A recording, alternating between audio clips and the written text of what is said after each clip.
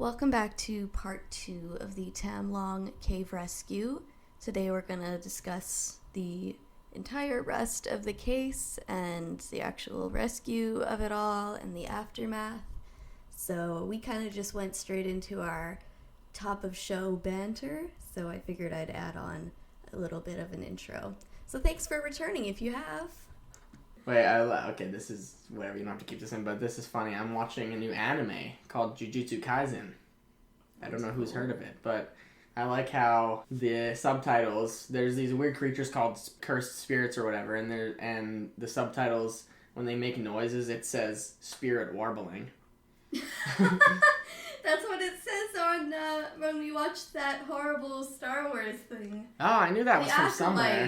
Yeah. Yeah, warbling. So I guess that's just the sound that Netflix puts for just general random noises. I have never heard of that. It's like a weird, like, noise. It just says cursed spirit warbling. It's like when R2-D2 is, like, thinking and he's got, like, some sounds happening. Or, like, those little, like, tiny little dudes in the desert that like run around and steal everything, whatever those I forget what those things are called, but they just make those like grunting. Look at me, I've never fucking seen that. They just make those grunting noises. Anyways, that's my little tidbit today. Jujutsu Kaisen is my show getting me back into anime. I've been trying to get back in, so that's my entry level show. And we know that the boys that we're going to be discussing today liked anime, at least One Piece. Yeah. I found one of the pictures. I mean, who doesn't like One Piece? Like, honestly, I know. Let's be real here. Probably a lot of them do, but I was really happy when I found a picture of their bikes and one of them had like a little chopper ornament. It was so cute. It was like more of like a modern chopper, not like the older one. Oh, with his like big blue hat. Yeah, right? and the big eyes, and he's like... Yeah. Chopper is a character from the anime One Piece. He's a little like reindeer type of dude. Yeah, we haven't been here for about a month because I had gotten some extra shifts at work, and it's hard work to read an entire book and then go through it and reference and then make notes. Yeah. It's a bit of a process. Hey, at my work, that would be no problem because I have hours and hours of free time to begin. I'm so jealous. You would love it, actually. But, yeah, you know, when the money comes calling, you gotta jump at that opportunity. Maybe once this podcast starts making money. Yeah, then so you won't have to take those shifts. Oh, yeah. Then I'd be able to, I guess, just pretty much do this. That'd be cool. Yeah. And then me and you, like, I could do at least one detailed story a week, and you could do something too, probably. Yeah, I definitely gotta start trying to do some of my own research. You don't have to read entire books. I got lots of other things on my slate that I'm, like, trying to, like, to do. Yeah, see, Wyatt has actual stuff outside of this. I don't have shit. I just sit around. I like to do lots of different things. I'm trying to learn all the countries of the world, and I'm trying to learn guitar and all these other... I'm trying to learn Spanish. All these... Yeah, I want to learn a language, too. Like me and Jordan have been Duolingoing together. It's been good. Maybe I want to learn Spanish. Sorry that we disappeared for a while. We didn't really think that we have any regular viewers that are, like, waiting on the edge of their seats. Yeah, if we do, you know, sorry. Are bad. Let us know, because that'll tell us that we actually... I feel like we're just talking to a void right now, and hopefully someday people will come back and listen to us. Talking to a void. How would they contact us to let us know that they've been watching? I guess they can leave a comment. Follow us on Insta, leave a rating on our podcast. Yeah. Yeah, that's pretty much it. I pretty much put links to everything on everything, so you can... My mom thought the first one was good. The first? She didn't even listen to the first one? Or? Yeah, most of it with Jim. Yeah, this part, but not the other episodes. Like, of different stories. Yeah, but she did listen to this one, and she said she appreciated it, because I hadn't watched the movie when I did the first part, but she has watched the movie, and she was like, there's a lot more detail, and I was like...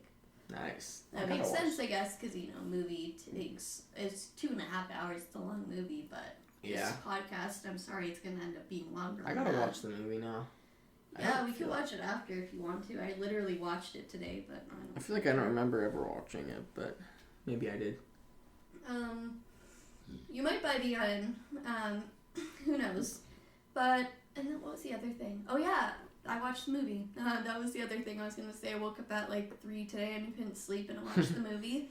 So I have that now. And I'll probably point out a few points in here where the movie differs from the reality of what happened. But Nice. overall, they did really well. Like, I'd say like 80% to 90% accurate. And I think the things they changed, I can kind of see why they maybe changed it. Yeah. I'm not too sure. I don't make movies, so. I mean, for example, they stretched it out over like, they took it from June 23rd to July 17th, when in actuality it ended July 10th.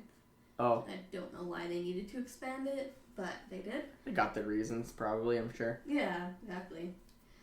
But yeah, there's that. Alrighty. Stating and laughing. There you go.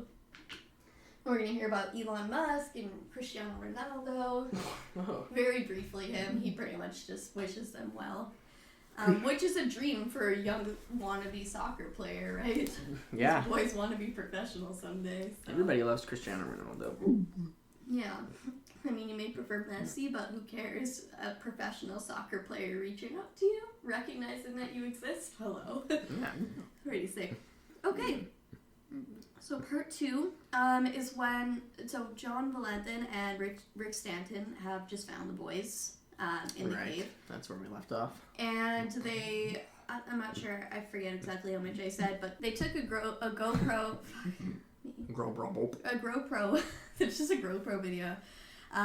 They took a video of the boys in there. I showed it to Wyatt after. You can go watch it. It was pretty interesting. Yeah, it's harrowing. I mean, you see these little boys, they're like stick figures in this cave with like sunken in faces. They haven't eaten for 10 days. Only one of them spoke English, which was Adul. I mean, they were all learning, but he spoke enough to communicate. He was the one who's a refugee from Myanmar and also stateless. Yeah. So he was the one to speak with them, and he was like, "Can we go now?" And we're like, "No." Sorry. I mean, it's very complicated. You don't understand.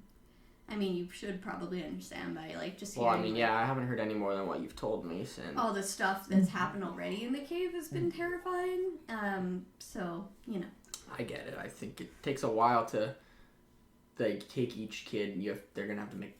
I think they're gonna have to make multiple trips. I heard on the movie they called it Tham Luang, which kind of makes more sense, but I don't know. The book they said Tham Luang, so we're going with that. Tham Luang. Yeah. So we've told you about the first part of the rescue and the efforts that Stanton Valentin, all the foreign people, all the Thai Navy SEALs, everyone there had taken so far. Mm-hmm. Everyone's coming together. They didn't believe that they could get all the boys out alive, even still, now that they found them. They hoped maybe 4 or 5 would actually survive the trek, and that would be a success in their book. But let's talk about the boys' side of things, because we never talked about that in the beginning. They were just innocently going into a cave that most of them have been in many times. They didn't notice the clouds rolling in. Mm. They were blissfully unaware of the situation for some time. During the journey, the youngest child, Titan, who was only 11, became frightened by the cave. He'd never been there before, but he didn't dare express that feeling. He was trying to be brave in front of the other boys of the soccer team. I get it. I would probably do the same thing. There's a couple spots that they had to kind of crawl through, and also there were bats in the cave, which was scaring them. Yeah. Oh. The bats in the earlier section, I think they probably dipped out once it flooded. They were like, bye. I was thinking, what happens to the bats when it starts flooding? Do they just die too? Or they probably just fly the fuck out of there. Can they breathe in the water? No, but they're fast. I mean, I don't know. But anyways, so this group, actually, they were really making record time, these boys. They were very fit. They scurried along through chamber 4. That was kind of the last of the really large chambers. And then some of the children kicked off their sandals there, which would later be found during the rescue effort, which I mentioned. That's where they found some of their stuff left behind. Their cleats, their sandals, or their soccer jersey stuff. So they continued through the T-junction, and they reached Pattaya Beach, which is part of Chamber 8. And after this, they would have had to pass through a little bit of water. Not, fully flooded, but just, they had a normal amount of water? Or normal. It's always there. So, Coach Egg told the boys that it would be cold. They didn't have to go if they didn't want to, but of course they were like, let's go. Yeah. So, T volunteered first. I believe he was 15. And a team captain, and he told the others that it wasn't too bad, not really that deep, so they continued on, and some of the smaller boys just piggybacked on the bigger ones. Yeah. And then they finally reached their destination, the underwater city. All of the boys were very excited to reach this place. So they reached their destination. That's nice. They did. Yeah. They came back to not be able to leave. But it felt like the greatest exploration to them. I mean, if you look at pictures of this cave, I could see why. You'd be like, well, damn. Like, I gotta see some pictures after. Yeah, we're gonna watch the movie too. To put it in perspective, I don't know how much of it they shot at the actual location, but whatever. Oh, wow. Gives you a good idea. They were all excited. They were exploring that area. They were writing their little names on the wall and stuff, as was the tradition. And then Coach Ake checked his watch and realized that they wouldn't have any more time to explore because Knight had to make it home for his birthday at 5 p.m., if you remember. So I assume this is like after the fact. This is the boys explaining their experience through the cave, obviously, right? Yeah, like basically. Otherwise, how would we know all this? Yeah, well, and also the video too of them, and they asked, the British divers asked when they got there, like, how have you kept so strong for 10 days? It's insane that you're alive. Like, yeah, I don't know if another group of people would have been able to do that. Mm-hmm.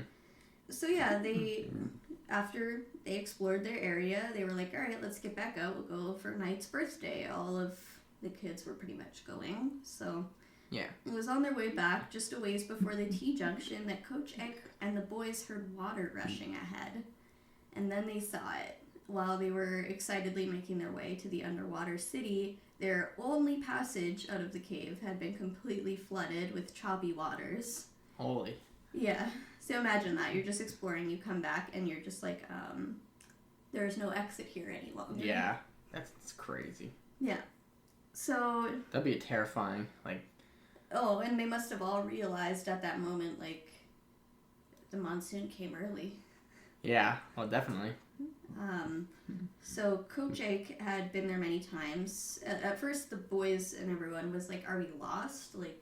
But Coach Ake was like, there's no way we're lost. There's really only one tunnel. Yeah. Which didn't make them feel any better.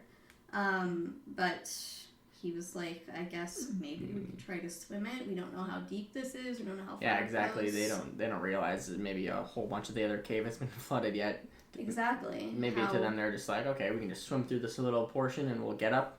Yeah, how would they have known? They wouldn't. Wait, but how was it flooded? I don't understand, because wouldn't the part they came from have been higher up? Like, so is it, well, how, like, this cave I'm just trying to picture it. I'll show you a picture. Like, was it just, like, rushing through and the part that they came through was already flooded and the water was all, like, pouring down further? Remember that this is 6.4 miles of cave, and it's not just a straight shot down, it's like... So maybe the part they ups and downs. where the water was flooded was, like, down and it was just up to, like, here, maybe? Yeah, I believe it's that they had... The part that they walked through was more down, more south, I guess, in the cave system. And then they came back and it's flooded. So, yeah, Coach Ake decided he was going to try something, obviously, because now he's got all these boys he needs to take care of in the cave. Mm-hmm. So he pulled out a length of rope that he actually had in his bag, and he tied it around his waist, and he gave the other end to the 3 oldest boys, which were Knight, Adul, and T. Coach Ake instructed them to pull him back if he yanks the rope twice. But if he didn't pull the rope, that meant he made it through and the rest could follow. So the boys were reassured at first. But as Knight felt the coach tug twice, he started to feel panic rising up. And Coach Ake had given it all he had, but, you know, the water had 0 visibility and the current was so strong. Yeah. He couldn't find his way through, and he almost suspected that the area had been clogged with mud or something because he couldn't feel his way through. Everyone was now realizing the gravity of the situation, clearly. Yeah. And the boys were starting to have questions. And Coach Ake was in a very tough situation. He needed to keep all of these boys calm. That's the first important thing. And at first, they were just, they had more simple questions, like, I'm going to be late for my curfew. 13-year-old Mark was worried about that. That's probably good that they were only worried about that at the time. Knight was worried about being late to his party. Titan apparently had exams the next day that he didn't want to miss. And then I wrote, because I'm pretty sure the day they got caught was a Saturday, so exams on a Sunday. I get it right now. It's pretty wild. I mean, I don't know how other countries work, but I was like, shit, that kind of Well, buddy, you missed your exam. Poor buddy. Coach Ake knew that he needed something to keep the boys busy so that they wouldn't become hopeless. So he suggested that they start digging out. Even though he knew, like, this probably wasn't going to do shit, but it was going to help to keep their minds focused on something. Yeah. So they retreated back, I think, around to Pattaya Beach. Yes, Pattaya Beach is where they went. And that's where later the Navy SEALs would find, footprints, and it looked like they had slept there the previous night. And they had. So everyone was, still exhausted from soccer practice. Yeah. A few hours had gone by of them trying to figure out what they could do here. But finally, the team captain, T, told the coach that they should just probably find a place to sleep at this point. Yeah. They had some snacks after practice, but they didn't have their dinner even, so they were starving already. I can't even imagine going that many days without eating. Like, I'm already hungry just from, I just wake up in the morning hungry in general already every morning.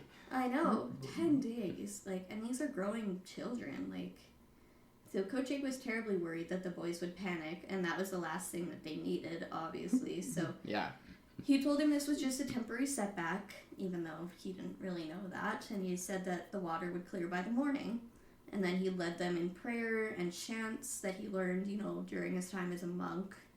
Unfortunately, after the chants stopped, many of the boys were still awake. They were trying to kind of fall asleep during that, but a lot of them were still awake. And it'd be hard falling asleep. They're probably cold down there and freezing. The water. They only had t-shirts and shorts. Yeah. And so when the chants stopped, he could still hear a lot of them were crying in the cave at that point. And I'm like, I can imagine just all these boys laying on the floor, just crying, where are we gonna get to go home, And then, it was the next day. It was actually just hours between the time when the Navy SEALs made it to Pattaya Beach and when the boys had been forced back further into the cave. They had woken up halfway through their sleep and water was rushing them, so they had to go retreat further back.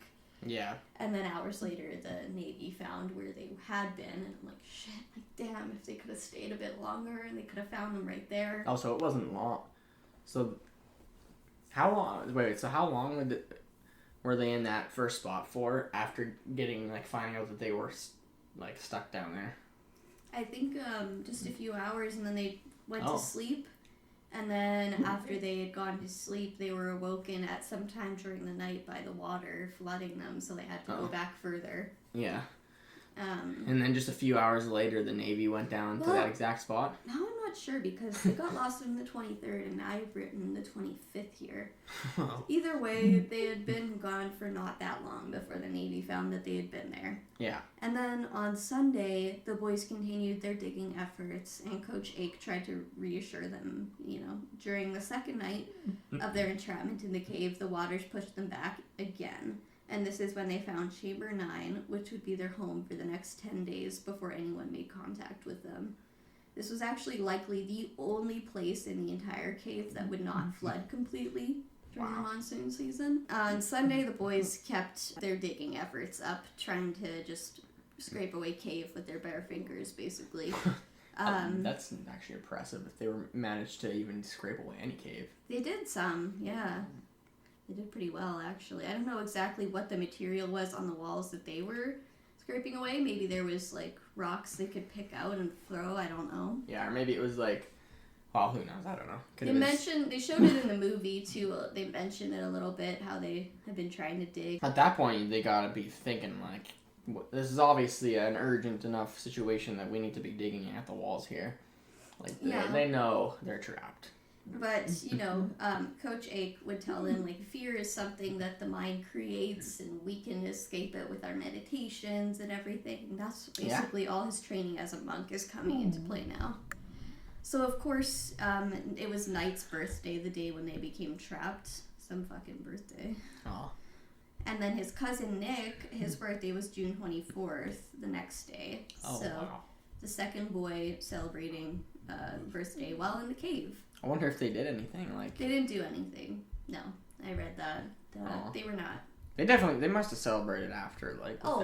Absolutely. Well, more. It would have been more than just a birthday celebration. A lot of celebration occurred. I'd throw like a big party with like everybody that I know. If I'm part one of like the family members. Obviously, the boys would need to figure out a bathroom situation. This was the next thing. Yeah. So they basically dug a latrine, but I mean they're in an enclosed space. It smelled horrible in there. Yeah. The oxygen air quality was terrible.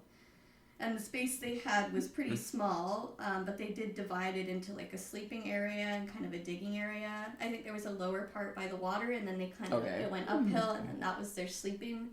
That's good. Kind of digging area, I guess. I don't know. I guess they probably didn't have to do too much defecation if you're not really eating anything. Yeah, exactly. But they were still having to pee in the waters, and then and drink the water. The way they would drink it is they would drink it off the cave walls, but still that water that had, I guess, condensed up there was the pee water. So nothing great about this situation. But Coach Ake led them on meditations to alleviate their fear and sadness. There's a Buddhist idea that there is no body to be born and no body to die, which is kind of, you have to think about it, I guess, for a second, understand it, but it's it's an idea I came across a lot when I was reading a lot of Buddhist kind of stuff, and like presence and meditation, is that, basically, I don't know how to explain it really, actually. I'm not going to try. It's like, I understand it, but I don't know how to explain it. No body to be born and no body to die. It's supposed to alleviate your fear.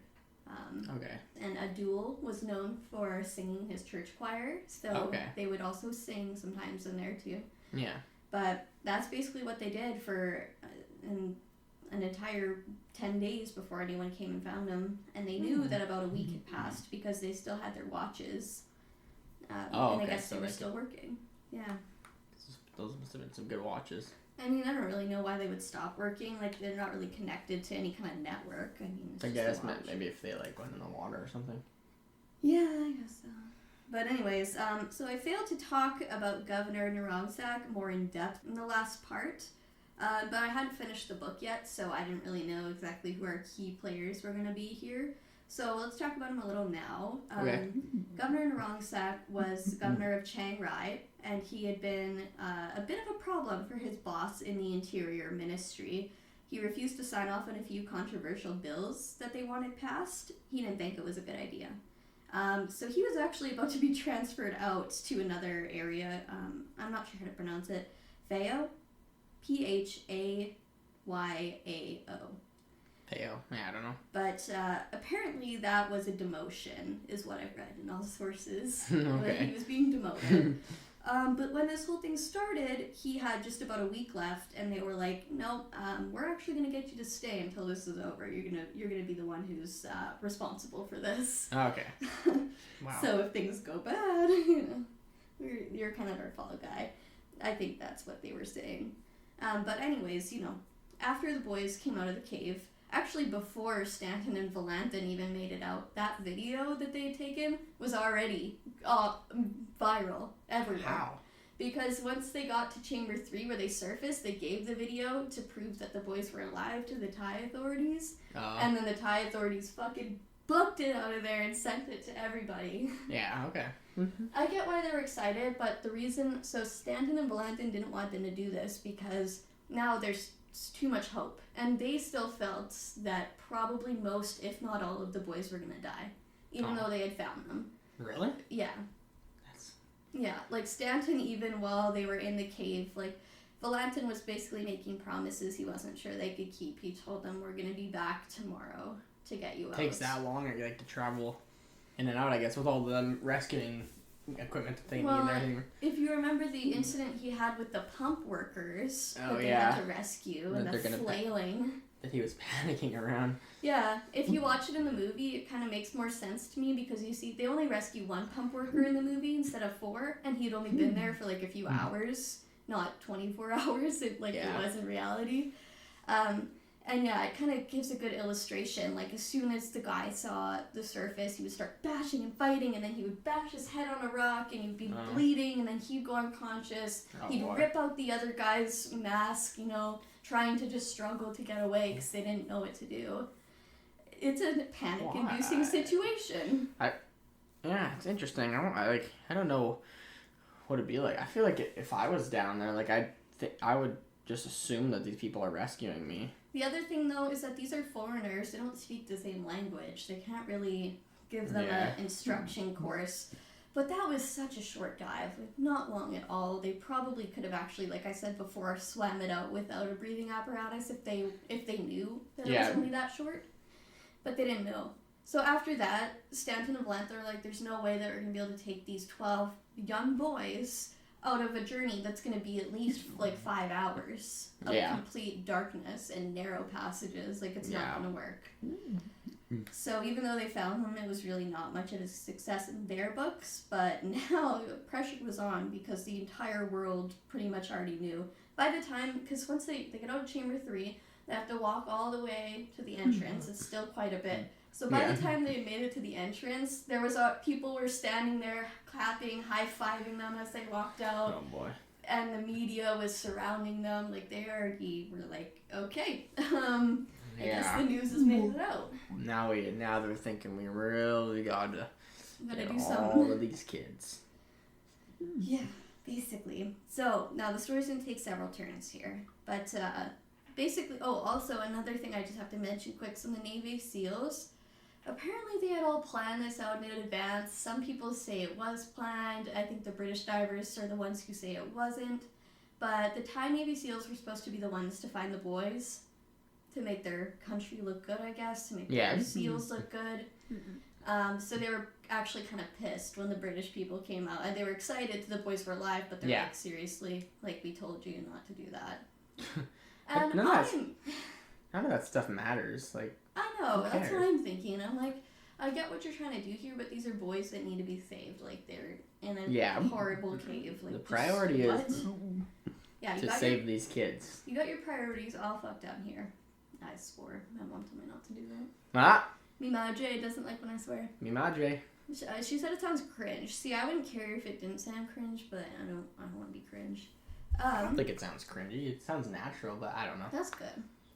But yeah, anyways, then I guess Ben, the Belgian diver, if you remember, Remanence. Yeah. Who's laid a lot of the guideline, kind of inspired Stanton and Valentin to take a chance and go back. Yeah.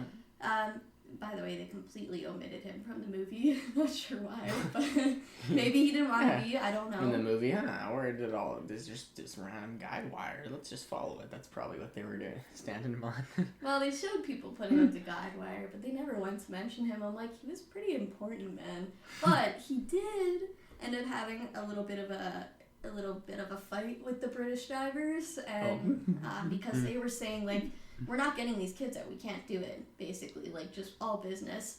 And Ben was really upset. He was like, we have to, like, are you kidding me? Apparently got a little bit hysterical. He had to be, like, kind of removed slightly from the tent for a moment. Are the British divers Stanton and Valentin? Yes. So were they just prepared to not even try, like, just leave? Like, I mean, they stayed, but they were pretty grim about the whole thing because, I mean, you gotta think both of these guys, or at least Stanton, has pulled out bodies before of his own friends out of places, and he was a firefighter. He's used to dead bodies. Yeah. Yeah. And that's kind of his attitude. He's just a little bit more, like, I don't know how to explain it. I guess also, like, they've already done so much. I mean, at a certain point, you want to save the children, but you gotta look and say, man, you know, I got a family back at home. Do I want to risk myself dying? Yeah. So I get it, but whatever. It's upsetting when you're hearing it because you're like, there's kids down there. So I get both sides, but I have to agree, like, there's no reason to go in there and just get yourself killed and not save anybody. Yeah. So yeah. Anyways, Tuesday, July 3rd we're on now because July 2nd is when they were found. So Ben Remanence and Roomgrit, if you remember, he was another dive instructor living in Thailand. they headed for the Chiang Rai airport. They were done. Ben decided to go on his family vacation that he had postponed, and it sounds like the Brits found him kind of too emotional to safely rescue anybody. So they appreciated what he had done, but they were now trying to kind of get him actually barred from the project. So he was like, well, fuck you guys, then I'm out, you know? Yeah. Early that same morning, a team of 4 Thai SEALs went into the cave. So these would be the second people to make contact with the boys. The journey was difficult. Most of them actually did not have airlift to get back out. Okay. Because remember, they're supposed to only use 1/3 on the way in. Yeah. The nice thing about it is that by the time they made it to the boys, it really had been only about 24 hours. So the promise that Stanton or Valentin, I can't remember which one of them promised that they'd be back tomorrow, and they were. I mean, someone was at least. So the Thai SEALs got to work shuttling in emergency items. By the way, those 4 Thai SEALs, they stayed in there with the boys for the remainder of the time. Oh, really? Yeah, they just stayed in there. That's pretty nice to be like... Well, they didn't have air to get out. Oh. So they also, it wasn't really totally by choice, but just I want to feel trap themselves down there too. like, yeah, pretty much. But they are courageous men, and I believe they would have stayed there by choice if they felt that the boys needed that. Yeah. But I think the boys were really happy to have that, and Coach Ake too, you know. But yeah, so I guess that at some point, so the Thai SEALs had gotten to work shuttling in emergency items for the boys. They brought space blankets and food. Even a doctor took the plunge and swam in. He was one of the Thai Navy SEALs, Dr. Bach. He lost his oxygen regulator on the way, so that was scary for him, but he found it, and he made it. He was okay. Okay, good. He was surprised by how good the boys' mental state was, all things considered. Like, yeah. Yeah. It's pretty crazy to try to keep yourself mentally stable or whatever that whole time. I know. I'd probably be in the corner, like, rocking back and forth. Like, are you kidding me? Yeah. So, yeah, he was... I mean, these people are all impressive. Like, these people are doctors, Navy SEALs. Some of them are both. Like, are you kidding me? But yeah, so it was great to have him, and he would treat the boys for their infections and stuff like that, because everyone had infections from this cave. Oh, yeah. And then the British team was preparing waterproof packaging for the food that they were going to be swimming in. The Thai team decided to wire in air hoses to provide oxygen, and while they were at it, they began trying to get a phone line wired in the cave so that the boys could talk with their parents. Aw. Nice. So they're doing everything. Yeah, they figured we're already wiring in the oxygen. Why not just put the phone line together with it and go? Yeah. You know? Okay, so actually the main reason they wanted that phone line and oxygen is because they were starting to think the boys might have to live in there for the next few months until the monsoon passed. Yeah. I'm thinking of, like, that might actually be the smartest idea. Like, with the way that guy from earlier ramming around just trying to get out of the cave where he didn't even maybe... It was such a short distance where he didn't even need the oxygen thing, maybe. You know, it might be smart to just keep the boys in there and just give them everything they need. It seemed like a viable idea. Absolutely. So they had been down there nearly 2 weeks now. The rescuers had trouble with the process of bringing in the food to them. I mean, the cave is full of jagged edges, which could wear down and cut the wire that they were following and that they were laying. And the Brits were not down to risk their lives for an option that they felt would fail. Matt Gutman, that was the author of the book I read, he put that in the book, and I liked that point. It makes sense. Like, they shouldn't even have to, like, you shouldn't be expected to risk your life, right? But yeah, they probably would have been more willing to do so if they felt that the plan would actually succeed at all. They didn't think there was any chance of success here. Yeah. So, I think I mentioned already Major Hodges from the American military special team, I guess. He brought another American military man with him, Derek Anderson. So he approached the British team to see what the boys would need most down there, since they had been down there. And the top 4 things were food, blankets, headlamps, and batteries. And they also thought of bringing a water pump, as the boys' water down there was soiled, and this would, provide fresh water for them. Anderson and his team had brought MREs, which are meals ready to eat. They're meant for intense combat situations where soldiers need to refuel without any means to cook, like thinking like in the trenches, I need to eat and fuel. So these are vacuum sealed packages with enough calories to sustain a fully grown man who's expending tons of energy in a combat situation. So the team decided to bring these meals to the children.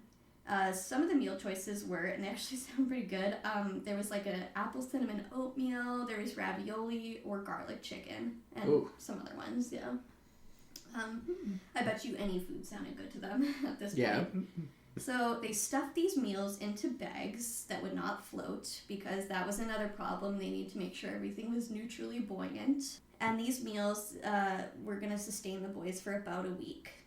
So Stanton and Blanton, they had like these giant tubes that they stuffed, and there was 117 of these meals that they carried in with them that day. Oh, nice. Yeah. Lots of meals. Yeah. So the same day, a diver nearly drowned in the cave, but he was rescued. He appeared to be dead, though, for several moments. They performed CPR on him, and finally he began coughing up water. So apparently some of the Thai SEALs had begun free diving without any equipment, because, as I was saying before, the water was kind of getting lower as time went on. Okay, that's good. So I think we started this off by telling you basically the first 10 days over again, but from the boys' perspective. Yeah. But if you remember from the last one, water was slowly going down.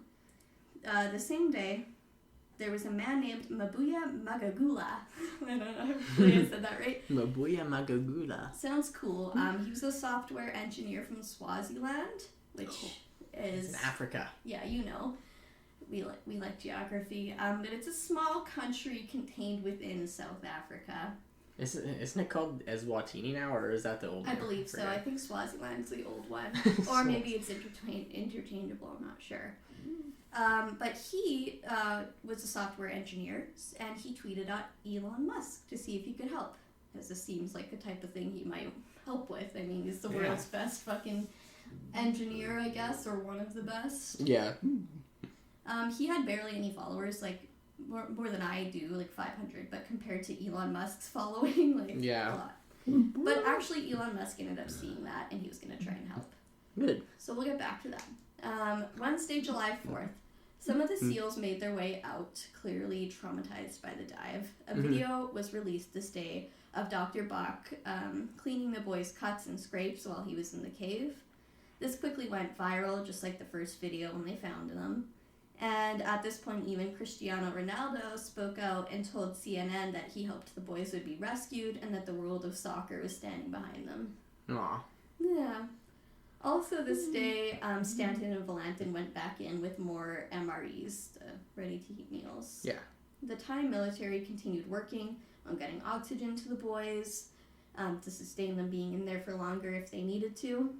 And the Americans gave an air quality testing device to the British team and instructed them to test the quality. It was only 15% oxygen. I don't really know my air ratios, but that doesn't sound great. I was thinking of Toby from The Office and his air quality obsession. But good thing I wrote it down. So 15% oxygen is what they were at. Apparently 19% is considered hazardous. So they're in a very hazardous situation currently. And now they have 4 more people in there breathing in all the air as well. Yeah.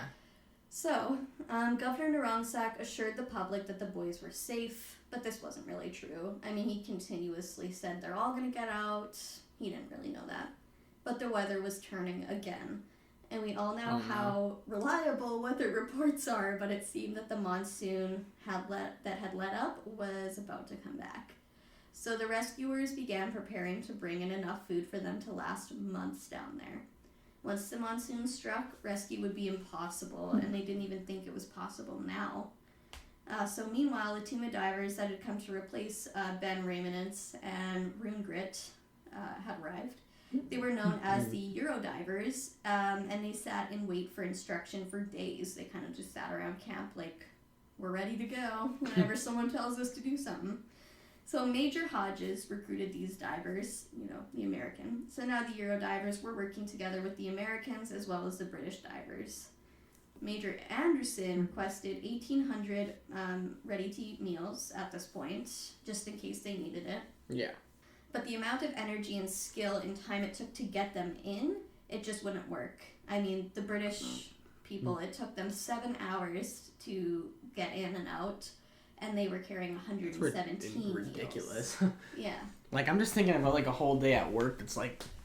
That's your whole day. Yeah. And it's horrific, too. Like, yeah. So, they were completely exhausted by the end of that, and they needed, obviously, time. And they were experts and extremely athletic, but I mean... I think Stanton, I mentioned in the last one, I think he's in his 50s, and Valentin's like in his 40s.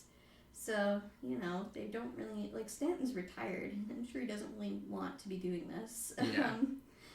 They were concerned the new team hadn't been there yet. They didn't know the journey yet. Stanton and Valentin were concerned they were going to have to go and, like, rescue the Euro divers now, too. So, you know, it was too risky. They would never get that amount of food in before the rain. Yeah. It would take 20 trips at least 7 hours each time. And the rain was set to start, like, the next couple days. So, no, not going to work. The foreign teams thought the oxygen tube was a waste of time, basically, that the Thai government was working on. They thought everything they thought everything that the Thai army was doing was pretty much pointless, but they understood why they kept trying. I mean, like, who really had a better idea? Nobody. Yeah. So the foreign teams kind of plotted on their own. Late that Wednesday night, all of the teams started plotting a possible rescue. It seemed to be the only option, even though they calculated an 80% fatality rate for the boys. Like, trying to rescue them out? Yeah, 80% would die. Holy. So Stanton and Valentin threw out a crazy idea. It had never, ever been done before. But they said the boys would have to be sedated for the whole way out. Smart. It's a good idea. The Euro divers and the UK divers began calling in more divers. Stanton and Valentin called in Jason Mallinson. He was the one who had done that Mexican cave rescue with Stanton years earlier, among other divers. Another one they called in was Chris Jewell from also the UK. So the new problem was that the UK divers needed someone who was both a world-class cave diver and an anesthesiologist who was willing to sedate the boys and their coach. That's gotta be rare. It's rare, but they knew one. They had known him for 11 years, Dr. Harris. He went by Harry, but he immediately refused. He said, hell no, that, like, they're probably gonna die, this is ridiculous. Oh boy. We can't do that. But Stanton kept working on him, and eventually Harry was like, okay, I'll try it if you get me immunity in Thailand from prosecution. I am not going to a Thai prison because this idea didn't work. Yeah, definitely. Because they're like, their thought is the boys are going to die if we leave them down there. Yeah. They probably will die if we try to take them out, but at least there's a chance, you know? Yeah. Well, yeah, I'd rather. I mean, it seems like they're getting the food down there and everything, but it seems to me like there's no answer for the rapidly deteriorating air quality. And yeah, I mean, they're trying with this oxygen tube, but the other teams are like, this is not working. Like, yeah, if they just stay down there, they're just gonna die. So they might as well, like, as harsh as it sounds, they might as well try to get them out. And if they die on the way up, they were gonna die anyways down there, maybe. So, you know, it's like, you might as well give it a try at least. That's how you have to think about it at this point. I think some of the divers, like, some of them had children, and others, like, Stanton did not. I think he really tried to stay distant. Like, he didn't even want to know their names because he would feel too bad. Yeah, right? You don't want to get attached. So yeah, anyways, so Stanton began working on that right away. Diving the boys out was now the best plan at the moment, at least for the foreigners. But the Thai officials wouldn't even listen to their plan, so they started doing it regardless. I mean, they didn't start doing the plan, but they started preparing for it in case it gets approved. So Mallinson and Jewell went in and brought meals for the trapped people. Those were the new British divers that the others had called in. Dr. Buck translated for them, and remember, he went in around the same time. Oh wait, no. He had been in, I think he went in around the same time, but he stayed. He was one of the SEALs that stayed. Okay. I don't know, I'm confusing myself now because I didn't realize at first that Dr. Bach was one of the seals, so I thought he was a separate person. So I think he's just stayed in there. Anyways, basically the Mallinson and Jewel told them, these are your options: stay for another 4 months or be dived out. And the boys would have the night to make the decision. The next day, Dr. Harris, or Harry, we'll just call him Harry, so they're gonna let the boys know the decision? Yeah. I guess. I mean, you have to. You can't just like go down there and just put them to sleep and just drag them out. Yeah, exactly. Like, that would panic them. Yeah, they'd probably try to fight against it, and that defeats the whole purpose of it. But since the Navy SEALs were there and were, like, you know, signing off on what the foreigners were saying, they're like, yes, this is the best option. The kids were like, okay, I feel a little better. But in general, in Thailand, authority is, like, strictly, like, respected. So these boys probably would have respected and listened even if they were afraid. Yeah. Before leaving, though, Mallinson had an idea. He had brought this waterproof paper and pens, and he was like, shit, why don't I give it to the boys? I was thinking that. I was like, okay, I was thinking, like, is there some way they can communicate so that the boys know, like, I was even thinking, like, can they bring their phone down there and do like Google Translate? Like, that'd be cool, but there's no network that can pierce through, like, hundreds of yards of rock. But they brought the paper and they gave it to the boys to each write a short message to their parents. Oh, okay, that's smart, yeah. I'll read you the messages that the boys wrote, which I got from the book. So I don't have all of them, but I have some. So Titan wrote, Mom, Dad, don't worry. I'm okay. Please tell Yod to prepare to take me to eat fried chicken. Love you. Aw. Like, aw. Dom wrote, I'm fine, but the weather is quite cold. Don't worry, but don't forget my birthday. So many of them were having their birthdays. It's like... I like how optimistic they all stay. Like, I feel like certain people... I don't know. I just feel like it has to do with the culture. Like, I feel like certain people here, where we live in Canada, are like... Everybody's like, ugh. Everybody likes to look at the negative side of everything, and... Like, I like to look at it like, you know, you're in this situation, so like, whether you're negative or positive, like, it's not going to change the situation you're in, so you might as well just try to be as positive as you can, but some people just don't get that, but it seems like these kids do. I'm going to go ahead and just say that these kids are braver than 90% of these people out here, including myself. 90% of you rappers can't even stomach me, let alone stand me, okay. That came to my mind, too. I didn't think so like that. So yeah, that was that. Knight wrote, Knight loves Dad and Mom. Don't worry about Knight. Knight loves everybody. Mark, who is, I think, 13, he wrote, Mom, are you at home? How are you? I'm fine. Can you tell my teacher? He was concerned about his exams that he was missing. I'm like, you're in a cave, buddy. You don't need to worry about your exams. Yeah, I would. Poor kid. But that goes to the optimistic thing. Like, clearly they're optimistic. Like, they're not worrying about, oh man, I'm not gonna be able to get out of here. Like, they're thinking, I'm gonna get out of here and I'm gonna get back to my regular life stuff, and my exam is one of those things. They didn't dare tell the kids their, you know, horrible fatality rate of 80%. They were like, yeah, we're gonna get you out. It's fine, you know. Bew wrote, don't worry, Dad, Mom. Bew has just disappeared for only 2 weeks. I will go back and help Mom at the store as soon as I have a free day. I will rush to go back. Oh. And, I mean, remember, these are translated, too. Yeah. And finally, Coach Ake, he wrote, all the kids are fine. There are people taking really good care of them. I promise I will take care of the children the best I can. Thank you for your support. I'm really sorry to the parents. Oh. And then to end off this day, Elon Musk, there's a little update in his part in this. He tweeted that he was sure the Thai government was handling this fine, but that he would help in any way that he could. Okay. So, next day, Thursday, July 5th, Thai team was still working on the oxygen tube, and the foreign team was working on getting in divers and supplies, and then, you know, diving those supplies to the children. Petty Officer First Class Saman Gunan was working on the oxygen tube. He was Thai Navy SEAL as well, I believe. Okay. So he went in late that night, and Saman is a strong and fit person, but he had already been in the cave many times that day. Okay. He was completely exhausted. And Saman's dive buddy noticed that it looked like Saman had lost his regulator and couldn't find it.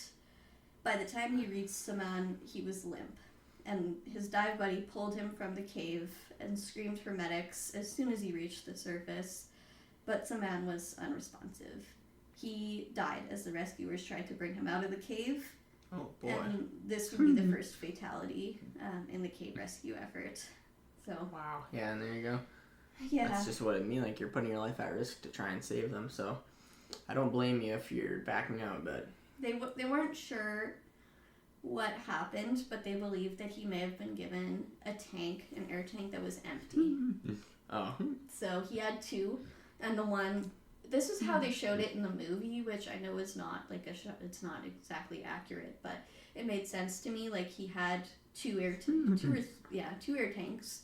One of them got caught, and so he put his regulator onto the other one. But when that happened, he realized there was no air in that one. Oh, yeah. So that is horrifying, and it was really terrible to watch in the movie, and I was like, my God. But they honored him, obviously. This happened, so he went in Thursday, July 5th, but this happened in the early hours in the morning on July 6th. And his bravery would be remembered by a monument built to him at the cave entrance, which you can still go and see today. And he's pretty much revered through Thailand for being a hero. Okay. So, next day, Friday, July 6th, I guess Dr. Bach had stayed. I already mentioned that earlier. It was his third day in the cave on Friday, July 6th, and the boys were doing much better. Dr. Bach was giving them 3 meals a day, despite the instruction to only give 1, but the boys basically demanded it, you know. Why was the instruction only to give 1? Because they didn't know how long the boys were going to have to stay in there. Oh, okay. So, and they didn't know how long they were going to be able to keep swimming in supplies before the rain came back and fucked it all up. Yeah. But they were feeling better after getting some food in them, and they were eager to get out and see their families and do fun activities and eat fried chicken. Yeah. Do exams. Yeah. Play soccer again. But also this day, the Aussie cave divers arrive. So that was Dr. Richard Harris, or Harry, the anesthesiologist. Okay, yeah, Harry. And Craig Challen, who was another cave diver. He was a vet, I believe, as well as a professional cave diver. So he did have some experience with giving injections to animals, albeit, but the others had 0 experience. So. The foreign teams were pretty much getting desperate at this point. And the Thai authorities they weren't allowing any rescue mission at this point. They were like, nope. They weren't listening at all. Hodges and Anderson from the American team lobbied outside the cave for action that Friday. And actually it turns out that after Saman Gunan had died earlier, like in the early hours of the morning, the Thai officials had quietly backed off from the oxygen tube plan, and they were finally ready for a different approach. Okay. That's what Saman was working on when he died. The oxygen tube thing? Yeah. And everyone was like, listen, like, this is not going to do shit. And you've got people dying now. So, anyway, so also this day, the Eurodivers were sent in to stash air tanks and kind of tidy up the route because there were so many cords and just shit everywhere in there that people had left, trying to make it easier. One of the Eurodivers apparently got his rebreather tangled and had to bail out of the mission. So I guess this incident left his equipment non-functional, and another diver became trapped in a restriction but freed himself that day. Man, this cave is just causing all sorts of problems for everybody. Oh, yeah. Over the next few days, they went back and forth, shuttling in more air tanks and equipment deeper into the cave. A captain of the U.S. Special Ops team connected with the Eurodivers. That team also helped shuttle in equipment. One person who really helped the foreigners get through to Thai officials was Josh Morris. They never talked about Josh Morris, I don't think, in the movie, but he played a pretty critical role here. He was an American rock climber who had lived in Thailand for 17 years. He was married to a local woman, and they had 4 children together, and he had actually canceled his plans in order to stay and help the rescue. He wasn't really like a cave diver, but he figured he could help somehow, whether it be carrying supplies up the mountain or whatever. Yeah. And he was supposed to actually go to a wedding over in America and his father's 80th birthday, but he canceled both of those. It's a good man. Good man. And he felt like he didn't really do much. He just wandered around the camp, basically, for the first, week. Huh. So he was like, shit. He was getting pissed. He was like, well, not pissed, but he was like, damn, I'm not really helping. I should just go. But during this time, Morris had become acquainted with Thanet. If you remember, he's the one who was doing the water pumping operation. And he was responsible for lowering the water table. So the two of them had a meeting on July 6th. Colonel Lasuya, who I think I mentioned in part 1, he had a boss who was known as Big Black. Don't know why. Didn't look further into it. Don't really want to know. Big Black. But anyways, his boss had known Josh Morris for years. And in Thailand, connections are crucial. They mean a lot. And this military general had just introduced Josh Morris to the other commanding officers as an old friend. So now Josh Morris held quite a bit more power. Yeah. After that, Thanet and Morris ran into Valanthan and Vern Unsworth. If you remember, Vern's the one who mapped the cave. Okay, so the guy that's not featured in the movie. He is featured in the movie, actually. Oh, mapped the cave. Oh, yeah. The guy that lit the guide wire, though. Yeah, he's... For some reason, they omitted him. Poor guy. He did a lot for that mission, man. They just appeared at a point. He kind of inspired Stanton and Valentine to go back, because they figured it was impossible, but then they saw him do it. I imagine the movie just starting at a point where, Stanton and Valentine are going down there to rescue or whatever, and there's just, the guide wire is just there. It's just, no explanation. It's just there. But I know you already said that some other people were there were doing it. Yeah. Anyways, so Thanet and Morris were pretty much about to leave the rescue, but then they ran into Vern and Valanthan, who communicated the actual situation to them, and they hadn't heard any of this shit before. And they're like, what? So they're gonna die down there, basically? Yeah. That's what you're telling us. So Thanet and Morris, actually they were heading to get, on a helicopter to be taken away to go home when they ran into them, so they were really about to get out of there. Yeah. Or at least Morris was. I think Thanet maybe was still working on his water pumping. Yeah. Okay. But then they ran into these guys. Now they were all in to campaign for their plan. Nice. So, yeah. Now Morris went to brief Colonel Lasuya on the situation. And Colonel Lasuya hadn't heard any of this either. He had no idea how bad the situation was, probably because no one would listen to the foreigners. Yeah. But he took Morris seriously, and they now had a Thai official on their side. Good. So Lasuya called another official who told him no. There you go. But he wasn't done there. He knew his next actions would probably completely destroy his career. In Thailand, you follow orders. In any military, you follow orders. But he didn't. Instead, he gathered the other colonels on site and got them on his side. They would join him, but only if he could get the Navy SEAL commanders on board. Yeah. So now, this group of them, Lasuya went back to Morris and Thanet and demanded they come with him. And so they're like, all right, I guess we're in it now. So they went to speak with Rear Admiral Apicorn, the leader of the Navy. Okay.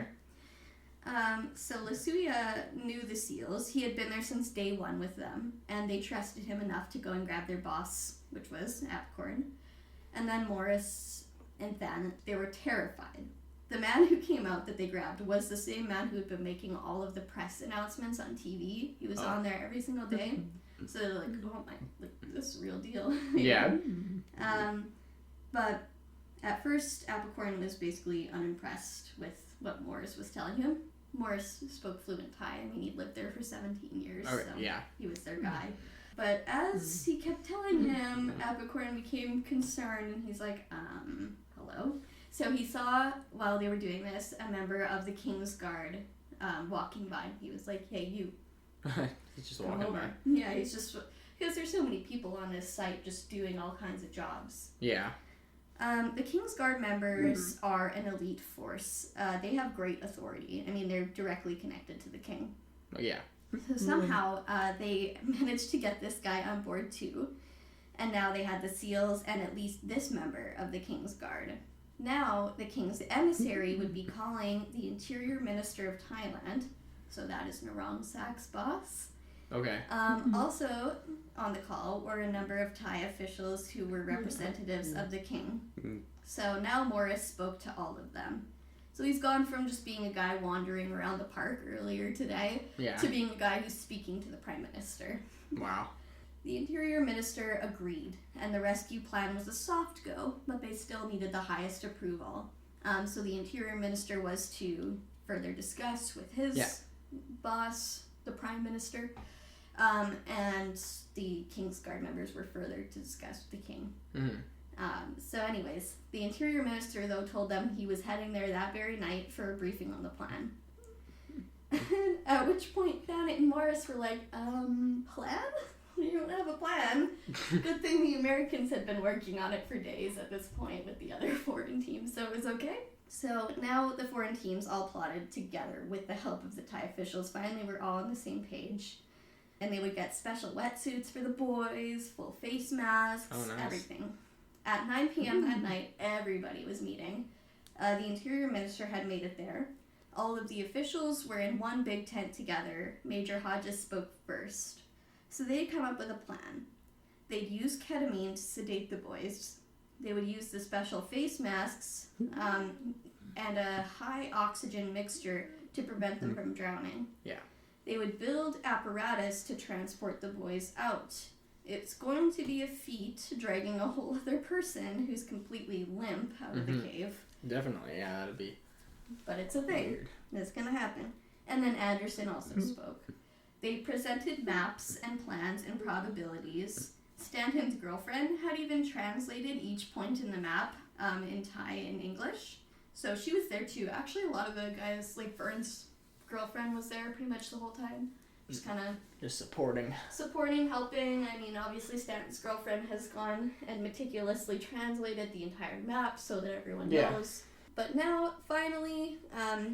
they kind of had a bit of back and forth in that meeting, but finally the Thai general, who's friends with Morris, pushed back and said, I think we should listen. So now they had to just wait for the official go-ahead from the prime minister. The rescue dives were to begin Sunday, July 8th. Now, update on Elon Musk, which I've decided to put kind of on the end of each day because I read that after. Back to Elon Musk. Elon Musk tweeted out again this day saying, with his ideas, which eventually led him to chatting directly with Stanton on the phone the very next day. Yeah, cool. Just imagine Stanton's cool little story. Hey, I got to just directly chat with Elon Musk over the phone. They might have had a couple of problems. Oh. So Saturday, July 7th, there was light rain in Mayside. Teams were working hard all day to prepare this rescue. Today, the boys would need to decide if they wanted to wait it out or if they wanted to get the hell out of there. Yeah. And they excitedly declared they wanted out. Fair enough. Yeah. Dr. Harris and his dive partner, Craig Challen, the Australian team now, they checked the boys over to determine how much ketamine they would require. And the doctors told the boys, tomorrow you will go out. That's crazy. You'd think, like, after they were found originally, this is all like this should be a smooth operation now, but it's like you're either in a very high risk situation, you're getting dragged out, or you're staying down here for another, 4 months. I honestly don't think most of the rescuers expected to find them alive at all. I think they were expecting to bring out bodies, which is why they weren't. Yeah, I guess. And I mean, how do you prepare for this either way? They had also brought waterproof paper and the messages that the boys' families had written back to them, so they could read that. Oh, nice. So the smartest way to do this rescue was to get the healthiest boys out first. Bringing out dead boys would tank the morale of the rescue, so they needed some success. Yes. They certainly didn't think all the boys would survive, so they were prepared for that, but they decided to leave the decision for the boys. I'm curious what they thought was going to be, the factor, the deciding factor, and what was going to kill some of the ones that wouldn't survive. Is it going to be that they're going to pass out while they're down there, or they're going to smash against the walls? As they're they're already passed out, I guess. Well, you'll learn as we go. So the biggest problem was that the ketamine, while it would keep them unconscious, it would also slow their breathing pretty drastically. Oh. which is why they needed special masks that would be shooting oxygen into the mask rather than ones where you have to breathe to activate it, because they would already be breathing slowly. So it was concerning, and they couldn't monitor the effect. You know, what if one of the boys is allergic, right? Yeah, that's true. What if it hits one of them bad? And also another thing I don't think I mentioned, some of the boys were suffering with symptoms of pneumonia. So that's not great for your breathing. No. So yeah, this had never ever been done before. This is the first time. But during all of this, the boys had been keeping themselves entertained with Dr. Buck and the Navy SEALs. They would play makeshift games like chess and stuff like that. And the Chinese team arrived as well. They were also a big help. They drilled a hole in the cave where they were able to set up a line to kind of slide in equipment, air tanks and whatnot. The Thai SEALs recruited a group of local boys, some of them which were on the Wild Boars team, to volunteer to test the equipment. So they were going to test the pressurized waterproof masks in a local pool. And this whole time, by the way, of course, everyone was watching, but especially the students and, kids in Maysai were particularly passionate about this. Yeah. They were praying every day for their fellow students to come out alive. And when the reporter, the one who wrote this book actually, when he went to the school to visit the classmates, they excitedly brought over Bu's notebook where he had done all of his nice drawings that they liked. Yeah. So they showed that to the guy. And I guess he took pictures with his phone and then later showed it to Bu's mom, and she was very happy. To avoid the divers accidentally getting an empty air tank, like what they thought maybe happened to Saman Gunam, the Americans used a system to mark each tank. So empties would have red tape, and full tanks would have green. Yeah, because that's a pretty critical error. A thing like this. In fact, I think they actually added on lights onto them, because at one point in the book he said it kind of looked slightly like a Christmas celebration down in the cave. Green and red lights,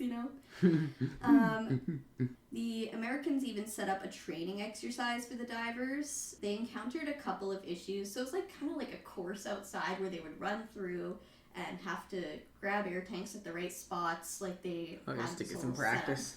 Yeah, they had a few issues which they kind of resolved before they ended up going in the cave. Apparently a lot of them were confused on where Chamber 5 actually was. It was confusing, so they just ended up moving the tanks to a different chamber. But as this was happening, it created kind of a spectacle, all these people running around doing this obstacle course looking thing. Yeah. And the Interior Minister was watching, and he told Major Hodges and Anderson at that moment, yes, absolutely move forward with this plan. And this was the official permission they had been waiting for. Good. So, all of the officials at the base camp took extra care not to leak any of these plans to the media. The pressure would be immense if they knew. And the parents, they were told not long before the rescue would start. They also had to keep it from the media, though. So, a rock climber, pretty sure that's what he does too, named Mario Wild, had been helping at the cave kind of throughout all this. Yeah, we were talking about him already, right? I think so. Maybe. I can't remember. Like you were saying that he felt like he was kind of useless and he missed his... No, that was Josh Morris. Oh. There's too many people here. He is a rock climber too, though. That's probably why you got confused. Yeah. But Mario is... he's been helping at the cave, and he's he was rigging the ropes so that the rescuers could move more easily throughout the cave.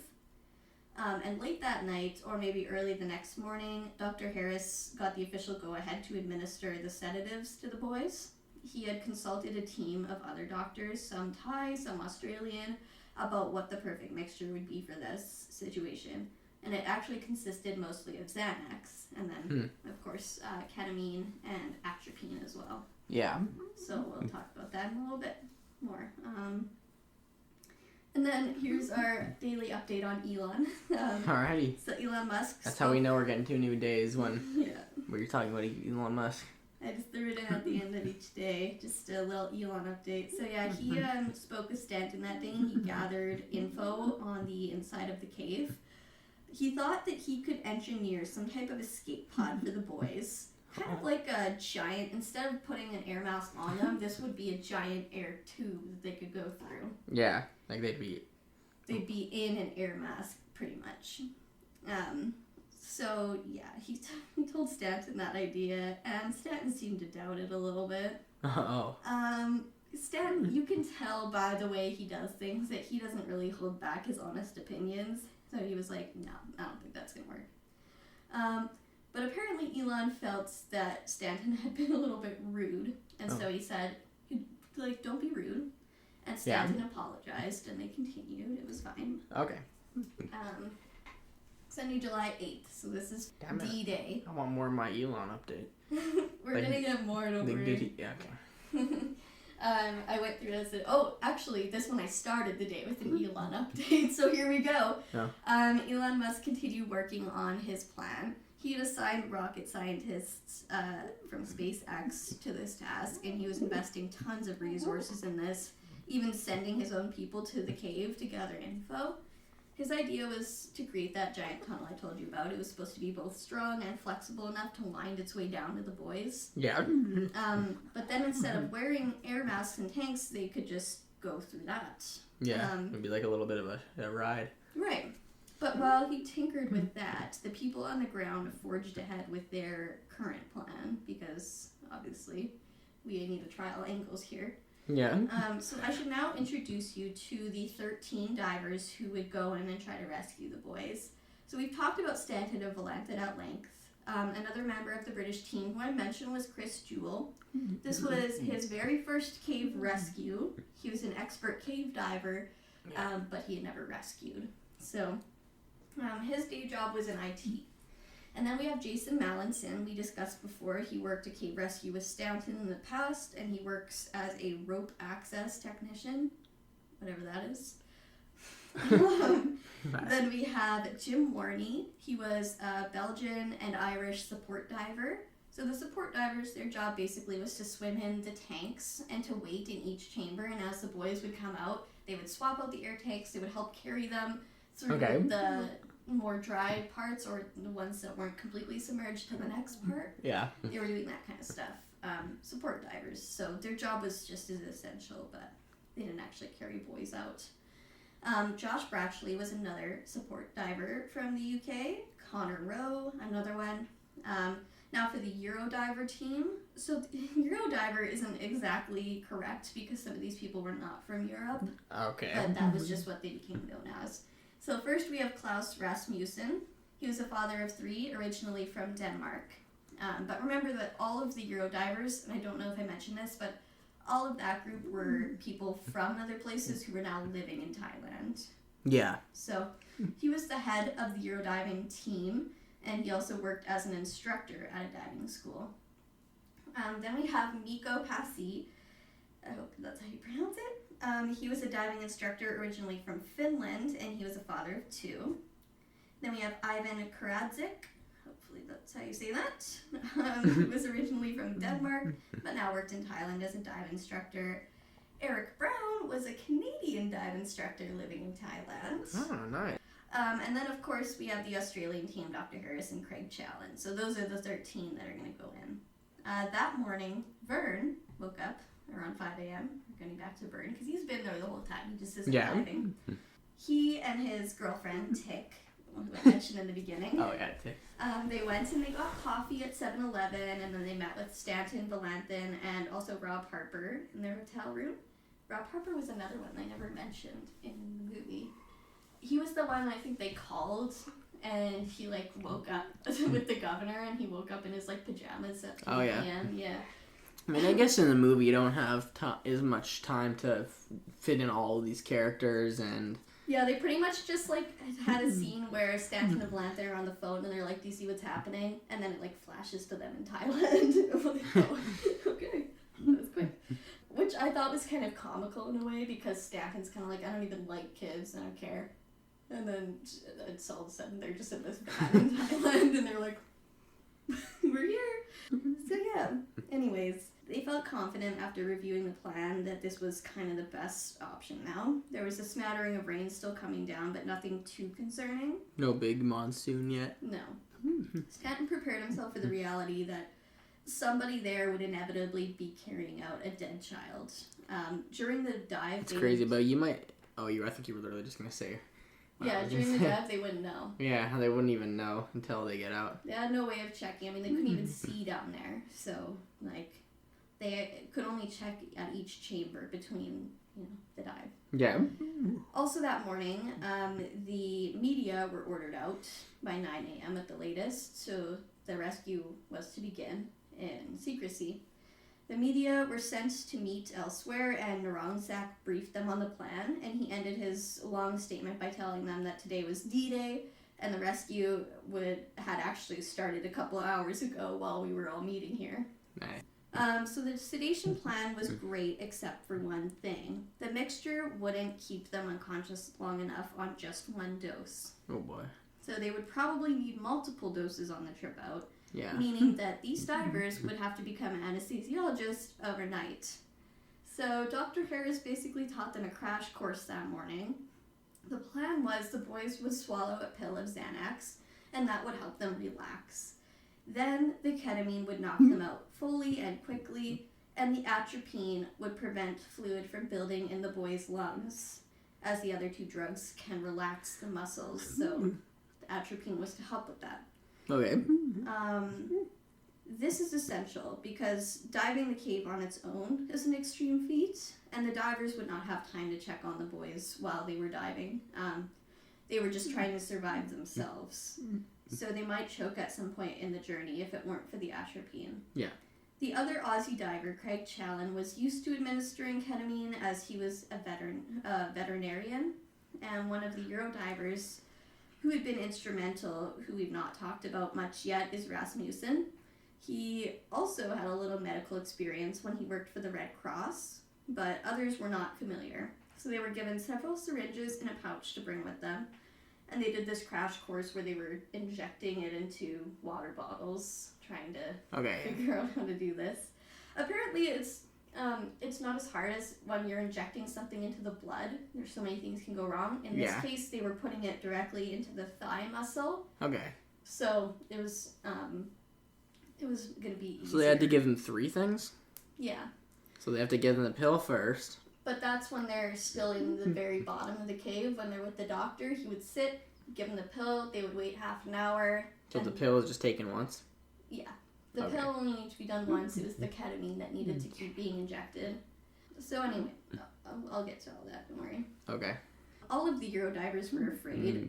They all lived and worked in Thailand, and despite being an international group, they could lose everything, even their freedom, if something went wrong. Like, they didn't have immunity like Dr. Harris had gotten. These guys... It's crazy to think you could lose everything if something like... Yeah. It's a tricky situation. I mean, they had an 80% fatality rate still. So, but this was the best option, and there was no time, and so they, I guess, agreed. They put their lives on the line. And these rescuers went in for the boys. But if they could even save just one boy, even if they lost all of everything in their life, was enough for them. It's one more than they were going to save. It's one life. The other way around, so. Yeah. So very courageous of them. I mean, they all own dive shops there. That shit would be shut down like that if they failed here, probably. Yeah. It's Thailand. They're not really, they're kind of intense, they feel, about that kind of, they're not going to have foreigners killing their Thai boys, even though the boys would have died. But I don't think they'll say that, They're kind of trying to tell the people, we've got this, Thailand, we got this. All the rescuers entered that day, and once they made it to Chamber 3, they ran into another problem. The air tanks that were stashed there for the boys were fitted with a different attachment than what the divers had. So if Stanton hadn't noticed this, they would have swam down to the boys only to realize they could not bring them out that day because of the air tanks not having any way to attach to the breathing apparatus. Yeah. So good thing they noticed that. They didn't have time to go all the way back out of the cave, so they just used their own backup gear to fit the tanks, which risky. You want to keep that for yourself, but they had to do what they had to do. So there were 13 main divers, the same number of boys and, I guess, Coach Eck in the cave. But not all of them would be ferrying the boys out, like I said. Some of them would just be support. So Dr. Harris, for example, he was going to swim all the way down to Chamber 9, and he would sit with the boys. He would administer them the Xanax. They would wait 30 minutes. They still had to tie seals down there to kind of help explain to the boys what was happening, to not be afraid. They would wait, and then they would feel funny, as he put it to them, and then they would simply just sit down on his lap. He would get them, in the movie they showed it, and I think this is pretty accurate to what he actually did. None of the kids really spoke English, but he kept speaking to them anyway.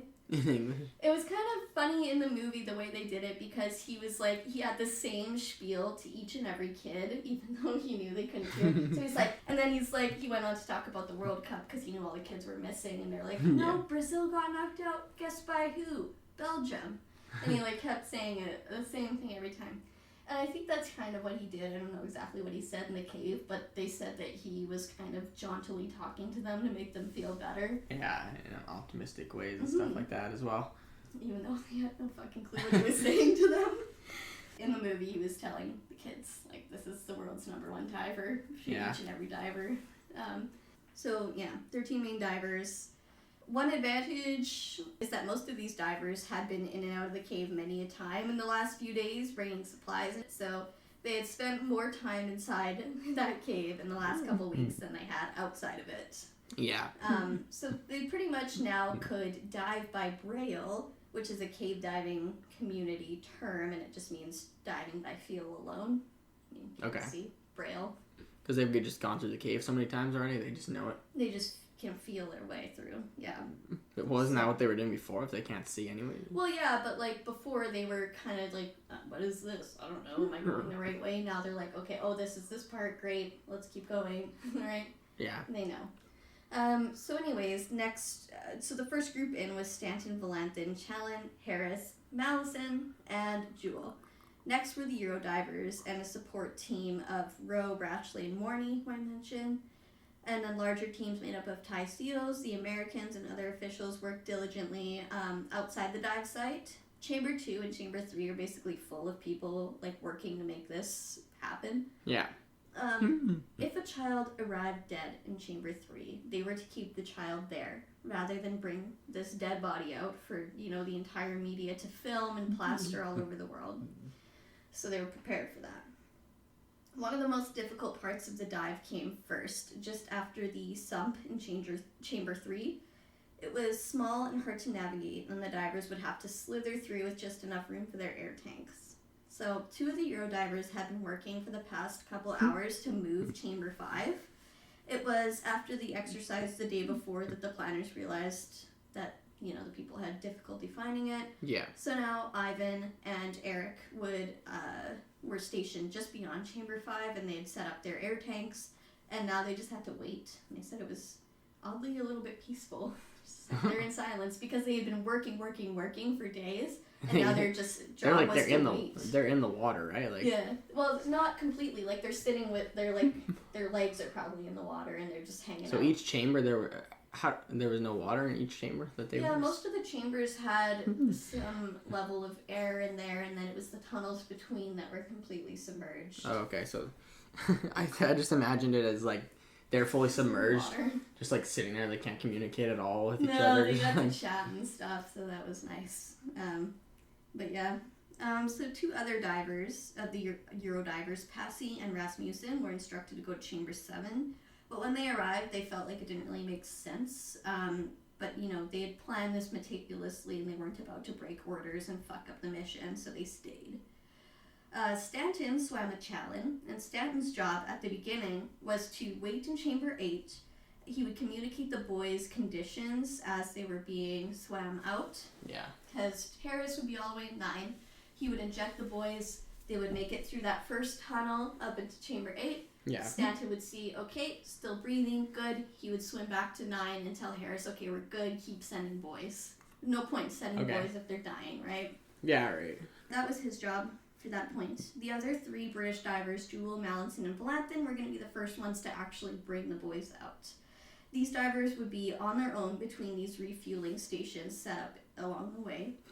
Keeping themselves alive was going to be challenging enough, and now they had to care for these unconscious boys. So as the preparations were going, Harris had Dr. Bach translate his instructions to the boys. They would take a pill, feel funny, he would have them sit down on his lap, and while he was talking, distracting them, inject them with the ketamine, and then they would just simply fall asleep. After they had fallen asleep, though, they kind of had to be like completely tied down, like zip tied. Their arms were together, their legs were together, they were strapped down. Yeah. So they didn't want the other boys seeing this and panicking, so they kind of had them go up further into the place where they were. I was wondering, so did they or did they do all the boys at the same time, or? No, it took days. But Dr. Bach just told the boys, this is what's going to happen, you're going to fall asleep, and you're going to wake up in the hospital. So they weren't, that's nice at least. So they weren't really filled in on exactly. No. I wouldn't want to be either. I wouldn't even want to care to understand. I would just prefer just a simple. Go for it. You're going to feel funny. You're going to go be asleep, and you're going to wake up in a hospital. Yeah. It's exactly what they told the boys. I mean, they trusted the rescuers. They were a little afraid, but they did trust them. So Mallinson volunteered to go first. The first boy out would be 14-year-old Note. And the face mask was the most nerve-wracking part. If they didn't position it exactly right, or even if they did, it could slip off and have a leak, which would likely kill the boy before the diver even noticed there's a problem. That's the thing, how would they even know that? Yeah. Like when it's on your own face, but... So Note stopped breathing for about 30 seconds. This happened twice. It's a result of the drugs, which is actually pretty common. It's not too concerning considering the other option of staying in the cave. Mm-hmm. So some of the boys, they stopped breathing for a moment. It wasn't really a full stop. It was just, they would have 30 seconds maybe between a breath, which is not good. Yeah. Not normal. But what else can you do here? So basically, the divers said, are you sure about this, Harry? Can we? And he's like, we have to. This is the best option. You have to continue. Just go. Yeah. So Mallinson kept Note close as they made their way to Chamber 8. When they arrived, Stanton and Challen checked him over, and he was still breathing. So now the three of them had to move the boy through the dry section to the next submerged section. This was hard work. They could breathe in there.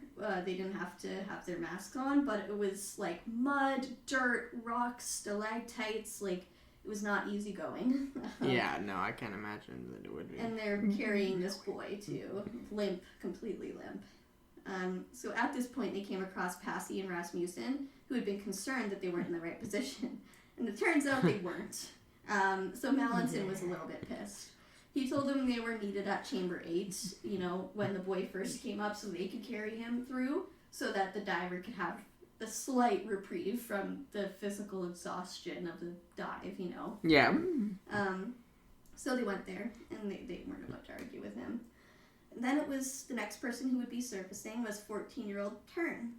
Now that Rasmussen and Passy were in position, they were able to give the next rescue diver, who was Valanthin, a short break, and they carried the boy to Chamber 7. And Valanthin just had to carry his own gear. Oh wait, so the first dude that drugged them carried them to Valanthin, or how did this work? No, so the guy who drugs them stays in there basically the whole day until the end of the rescue in the very first chamber. And then, so they've got, first Mallinson is taking Note, and he's going to take Note throughout the entirety of the cave. Until the top. So, but the thing is, he's taking them through Tunnel 1, stop in Chamber 8, there's people there to help, they just carry through the dry section, and then Mallinson is going to put on his dive gear and dive him the next way. Oh, okay, so it's... Yeah, it's one person really who's diving them out, but then there's those support divers in each section along the way. I wonder why they chose who they chose to have the people diving the kids out, Probably the people with the most experience. The only one who didn't have experience was Chris Jewell, but he had experience diving, just not rescue diving. And they figured they needed to train a younger generation because there's probably always going to be cave rescue situations that are going to pop up. Yeah. It may be rare, but they wanted him to get some training because obviously Stanton's not going to be able to do this for much longer. He's already in his late 50s at this point, so... Yeah. But anyways, yeah, so that's how that would work. The people would help the divers, give them a break while they were in the drier sections. Yeah. Anyways, yeah, so Stanton, after he saw that the first two boys made it, they were alive, he swam back to Chamber 9 to share with Harry. Okay, we're good, keep going. Wait, who went back to Chamber 9? Stanton. Okay, so that was his job. Yeah. He then helped Chris Jewell prepare 15-year-old Nick for the journey, and everyone was feeling more optimistic now. So this is the third boy. We've got Note first, then Turn, then Nick. Mallinson had discovered during his journey, as he continued, that the face masks were very effective and very strong. The tunnels were tight and littered with jagged edges, and the boys were bound to get a little bashed up. That was the least of their worries, though. Yeah. Through it all, Note's mask stayed on. That boded well for the rest of the boys. So Mallinson and Note had just about made it to Chamber 5, where Eric Brown and Ivan Kradzik were waiting to assist. But Mallinson noticed that Note had begun moving slightly by now.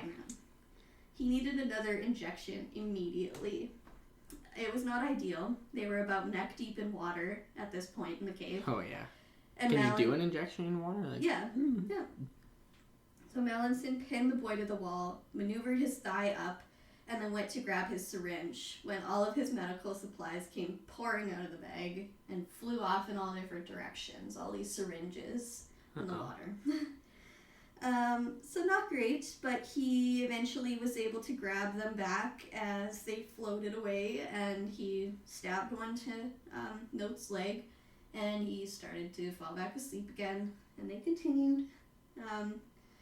Mallinson was exhausted when he surfaced with Note in Chamber 5 after all that, but luckily Brown and Kradzik were there to help with the next segment. So after that, the last part of the journey would be probably the most difficult one, but once they reached Chamber 3, they were almost home free. Not quite, but almost. That's where a lot of people were there to help, you know? Yeah. So they had another short section to dive after they reached Chamber 3, but they had Navy SEALs and the American team was on standby, ready to assist. So, yeah. Brown and Kradzik swapped out Note's air tank for a fresh one, and then they led him the 300 yards to the final spot where they would have to dive again, and then Mallinson would take him through that. But Note appeared to be rousing again, and this wasn't good. It wasn't the doctor's fault, it was just that this drug wore off really fast, and it was kind of their only option. So the next swim had looked like basically a giant rock curtain is how it's explained. Once you get to it, it was a tight vertical squeeze upwards. And Mallinson would have to place Note ahead of him, so this stiff, lifeless body ahead of him, and in order to get out of the cave, I guess, in order to fit through this small part. Yeah. He could not strap the boy to his back through this section like they had kind of been doing, or back or front, you know? Yeah. But they were tethered to their rescuers, so they wouldn't, just float away randomly. Yeah. So back in Chamber 8 now, as Mallinson's doing his journey there. I'm going to go back to Chamber 8. Chris Jewell was surfacing with the next boy, who was Nick. Jewell was much younger than the other divers, and he had more energy, and so they were kind of surprised to see the support divers carried the boy, but he carried all his own gear and the boy's gear, which was like 100 pounds of stuff. Yeah. And the other divers before him were pretty out of breath, which fair enough, but I guess Chris Jewell just went for it and he was good to go. Yeah. They're like, all right, okay. But Nick was one of the bigger boys that was coming out now. Anyway, Stanton stayed back in Chamber 9, and he helped fit the fourth and final one that they would be rescuing for the day. Okay. For the trip. This was Knight, and Knight had symptoms of pneumonia, very bad. Okay, no, that's not good. Not good for breathing. It was normal for the boys to stop breathing briefly when administered these powerful drugs, but Stanton noticed that Knight was really struggling, and he became concerned just before he dipped below the surface to transport Knight out. He called back to Harris saying, "I don't think he's breathing." But Harris said, "There's nothing we can do. Proceed." So he proceeded. They made it to Chamber 8, and this was the last rescue of the day. So 4 out of 13 are on their way. So Harris followed Stanton out at this point. He had stayed to give all the drugs. Now he's kind of help going behind Stanton to be another support diver and get the hell up for the next day. Yeah.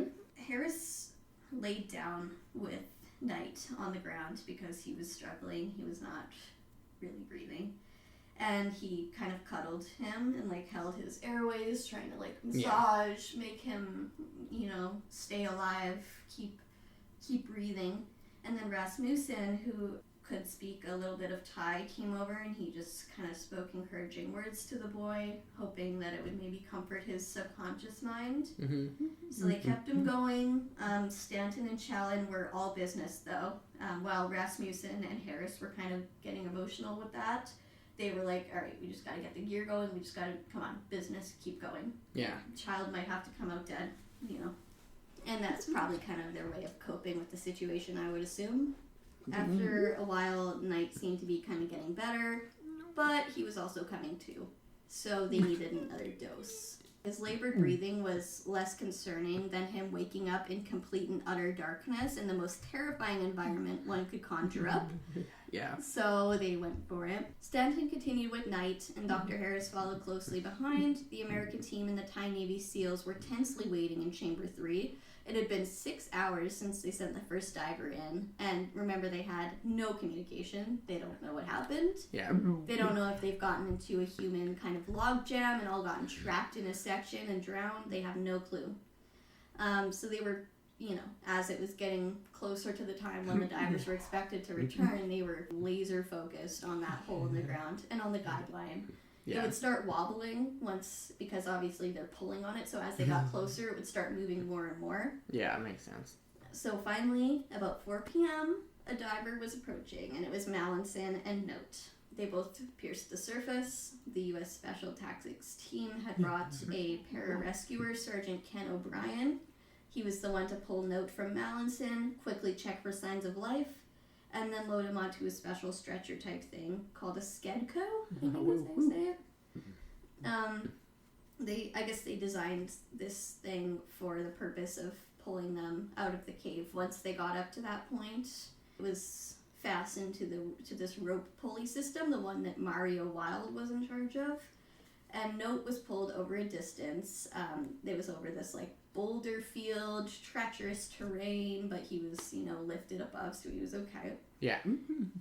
And Mallinson's job was done at this point, but he wanted to make sure that Note survived, so the rest of the journey was pretty easy compared to what he had just been through. Finally, after about an hour, Note was outside of the cave, and a Thai doctor checked his vitals. As everyone held their breath, he was alive. Boom! So, 1 for 1 so far. 1. Yeah. Note has survived. A hard lesson they did learn from the first successful rescue, though, was that they needed to remove the oxygen masks or re-up the air tanks even when the boys were out of the water.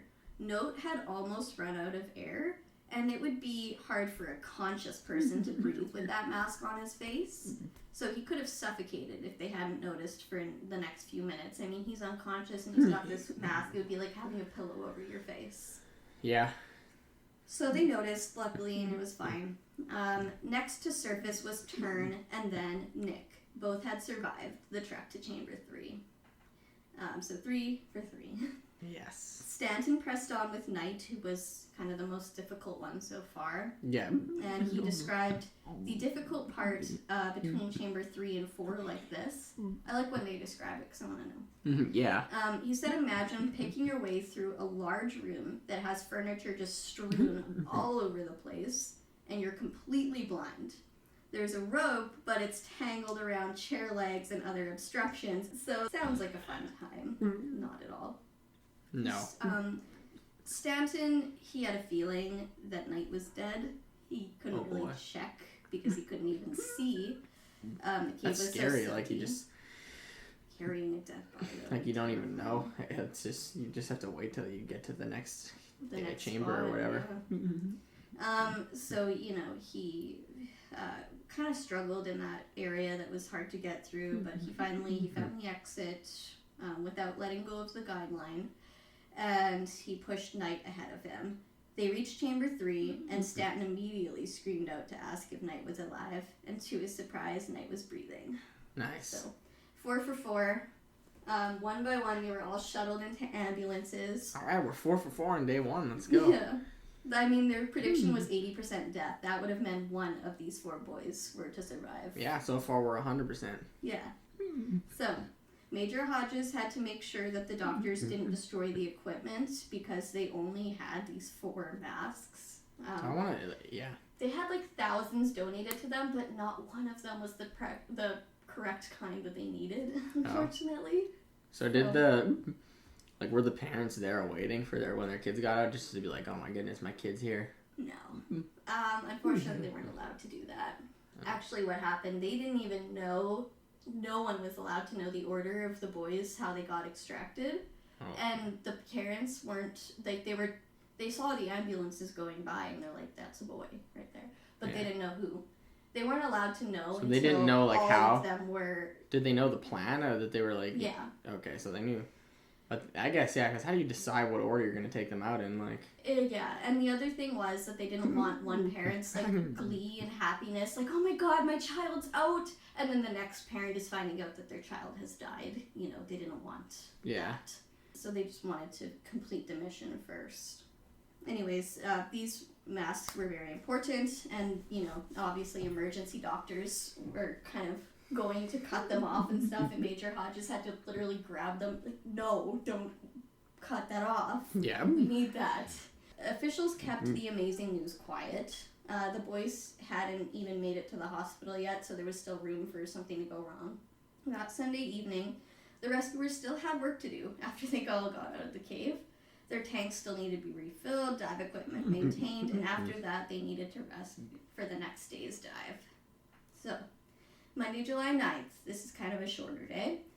4 more boys were rescued this day, and it went incredibly well. There were no scary incidents this time. It was 14-year-old Abdul, 14-year-old Bew, 13-year-old Dom, and 13-year-old Mick. The author actually wrote in the book that it was Nick, but I could see how you can mix those up and have a typo. Okay. Because Nick had come out the previous day. That was one of the boys, so I was like, what? He had come out twice. So are they going in order of oldest to youngest here, or what? No. Actually, what they did, Coach Egg, he suggested that they go by who lives the furthest away should come out first. Okay. I don't know, I guess just to make it. And also, I think that the kids who live furthest away happen to be kind of the bigger, healthier boys who they thought had a better chance, and remember they wanted to bring them out first. Oh, I guess I was thinking the opposite. I was like, the ones that are bigger and healthier should stay in longer. I get that. Yeah. But then maybe you're risking your chance of having nobody rescued.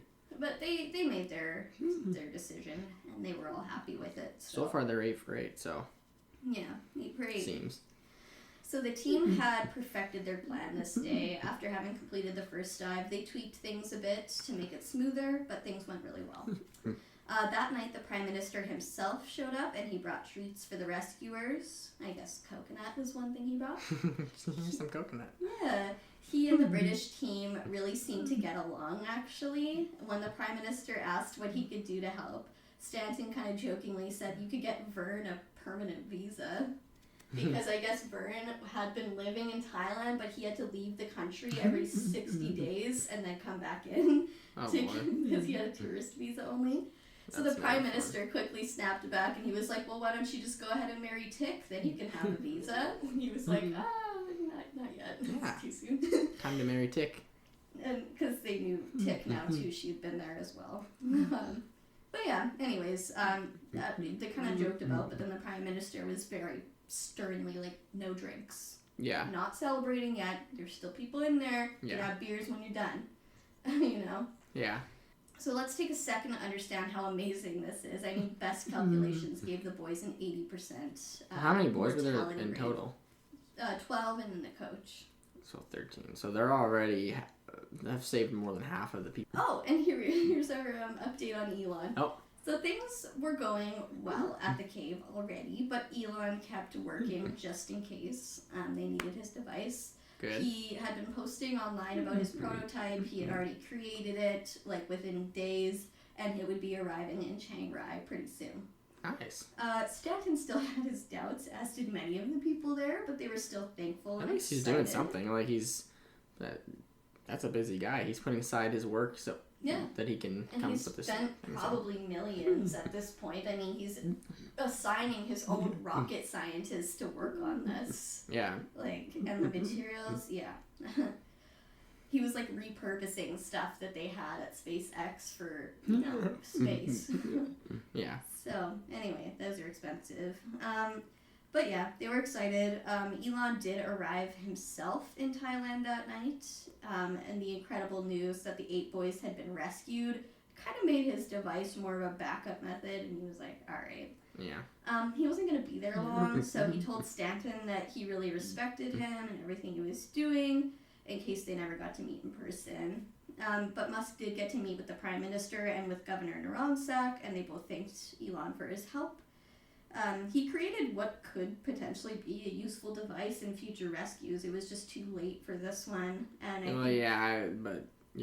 exactly. I think the divers, some of them did encourage him to keep working on it because it could prove successful eventually. Yeah, it would definitely be useful to have it lying around in the future so that if something like this ever happens again, instead of spending days and days trying to figure out what to do, they can just be like, here we go, we got it, we know exactly what to do. Yeah, so Musk also after that went to visit the cave himself, and apparently the Thai officials were not very happy with him for doing that. They were like, "What? Get out of here! Like, what are you doing here?" He wasn't really bothering anyone though. It sounds like he just kind of took some pictures of the area and hung out. But after the millions he probably invested to help, I don't think that's the worst thing. Yeah, I don't think so. So July 10th, last day of the rescue. The rain was worsening. There were still 4 boys plus the coach in the cave, and the rescuers had been going non-stop for 2 weeks now in some cases. They were really... That's crazy. So, the other boys are out and awake and already getting healthy by now. They're in hospital. I think it took them quite a while to really get fully conscious and, aware. Yeah. But yeah, they're all healing in hospital. They're being quarantined because of their weak immune systems. So the rescuers had been going non-stop. They hoped to have kind of a day to recuperate between, but the forecast was not going to allow for that because rain was coming, so they had to go. Yeah, winter's coming. Winter's coming. But the rescuers decided they needed to take all 4 boys and the coach out that day, and this was going to be their last chance. That's it, so 5 and 1 last go here. This is here we go. Last shot. So they still only had 4 masks that would fit the children, but they did have a 5th meant for a larger face. Were they going to knock the coach out too, or? They gave him a choice, and he said, knock me out. And I was like, me too. I mean, he's more grown up, he probably has a better chance with that stuff. Oh, but he was so weak, he couldn't even really walk on his own, I'm pretty sure. He had been giving most of his food to the boys. So. Oh.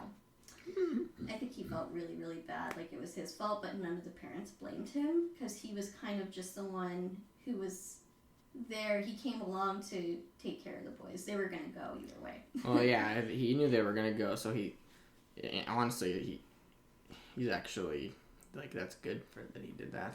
I think so, yeah. He's a good man for that. He's a good man. Deciding to actually go along, knowing that they would go anyways, so him being there would help. Yeah.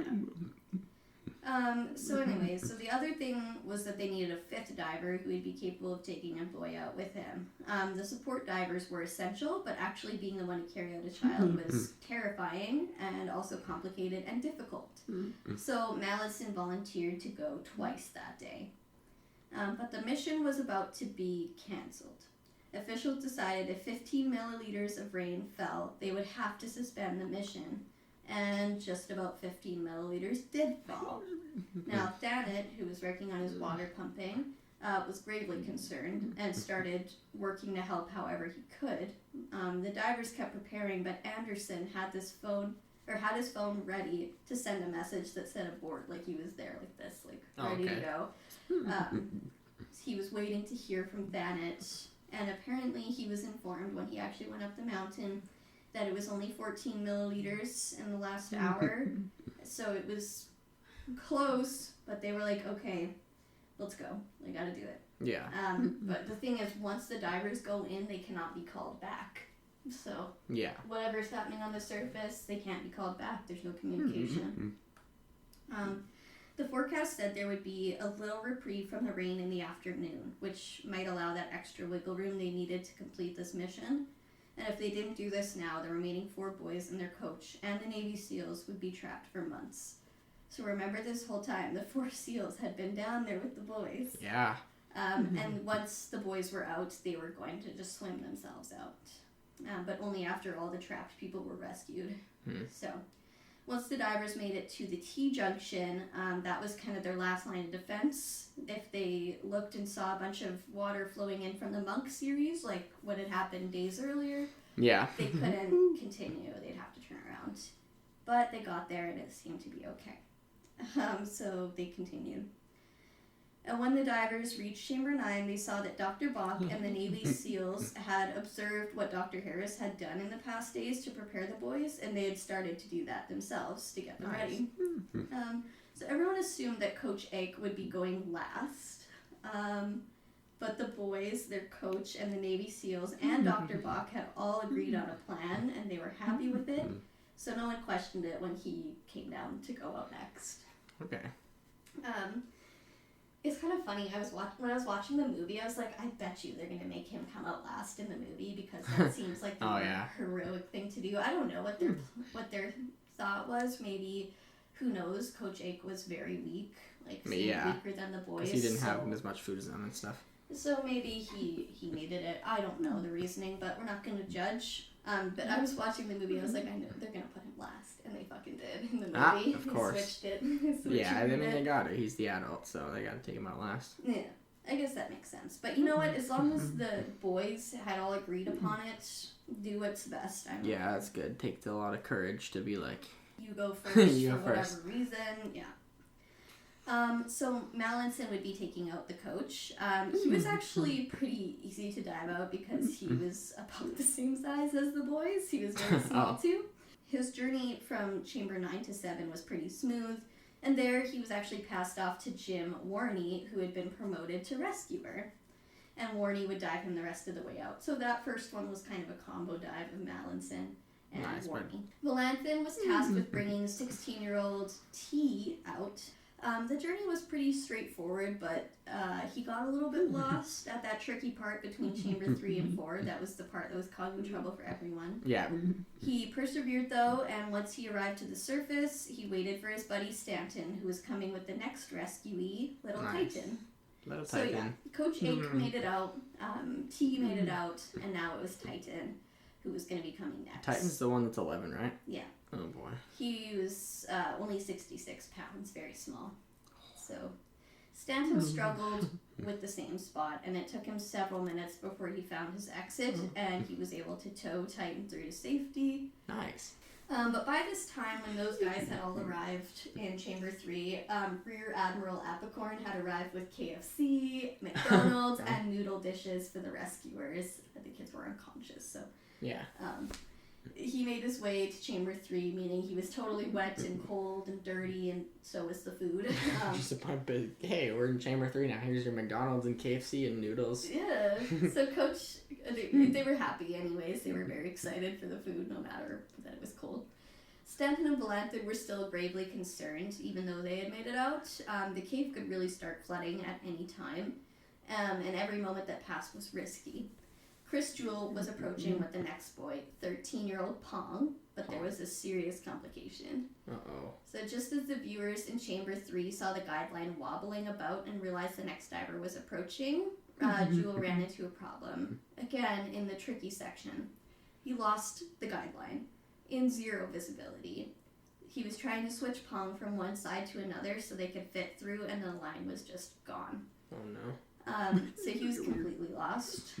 He desperately reached around trying to find it, but it was gone. It had probably gotten snagged, and he had to find it without sight. Yeah.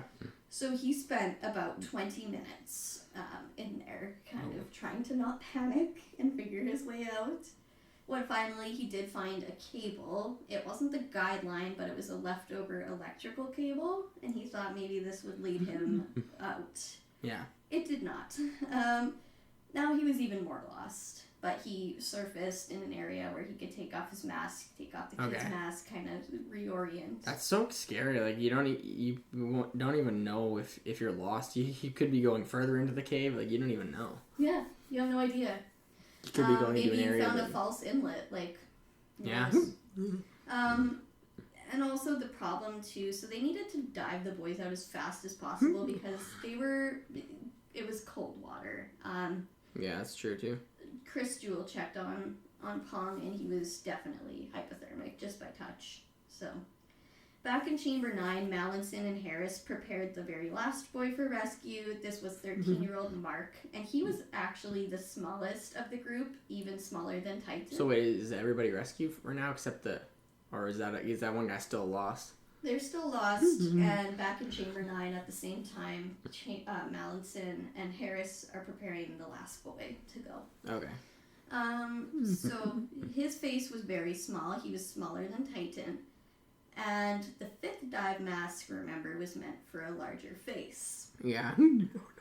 So my first thought at the beginning of this, I was like, why didn't they give the larger one to Coach Ike? Yeah. Was his face also very small? I don't know. Could have been. This was a problem. They spent about 20 minutes fiddling around with the mask after they had already knocked out little Mark. And they were like, no. Like, they had it pressed against his nose, and still there was like a thumb's worth of room between his chin and the mask. So they're like, what do we do now? Luckily, though, Mallinson had brought a backup mask. The only problem with this was that it was not the positive pressure oxygen, whatever the hell. Yeah. I don't remember what they called it. So it was concerning. And also it was very precarious. It could pretty much easily be bumped off. They didn't have much of a choice. They spent another 30 minutes trying to get that mask onto him, and eventually they got it enough that they felt comfortable going. Yeah. So they started bringing him, and the others basically just told Jason to be very careful, and he was like, I'll hold the mask if I must. Yeah. I'll hold it on his face. So he started going. The boy was, breathing slowly, but they figured it out. He had actually woken up, though, before by the time that they fixed the mask to him, it had been 50 minutes, so they had to inject him again before his journey started. It's just like everybody else wakes up in the hospital, he just wakes up in the same place. That would be fun. Yeah, I mean, they all started to rouse at moments. Like, that's the thing. I didn't mention each and every time, but they had to stop in the cave and they mostly gave the injections in, kind of the dry spots between the tunnels, but if they started waking up in a tunnel, they had to give it now. Yeah. So anyways, they reached Chamber 8. I guess Mallinson told Rasmussen and Challen not to touch the mask. It was very precarious, so they just swapped the oxygen tank and they continued. Because usually at each one they were going to take off the mask, check the kid, put it back. They were we don't have time to spend 30 minutes putting this on his face again. So at Chamber 6 they repeated the same routine, and Harris followed behind Mallinson. At some point, Harris surfaced in Chamber 4, and he just found Chris Jewell just sitting there. Is that the other guy that was lost? Lost. Oh. He was just kind of hanging out. He was like, I'm just going to wait because I know there's more divers coming, so maybe they'll be able to help me. Yeah.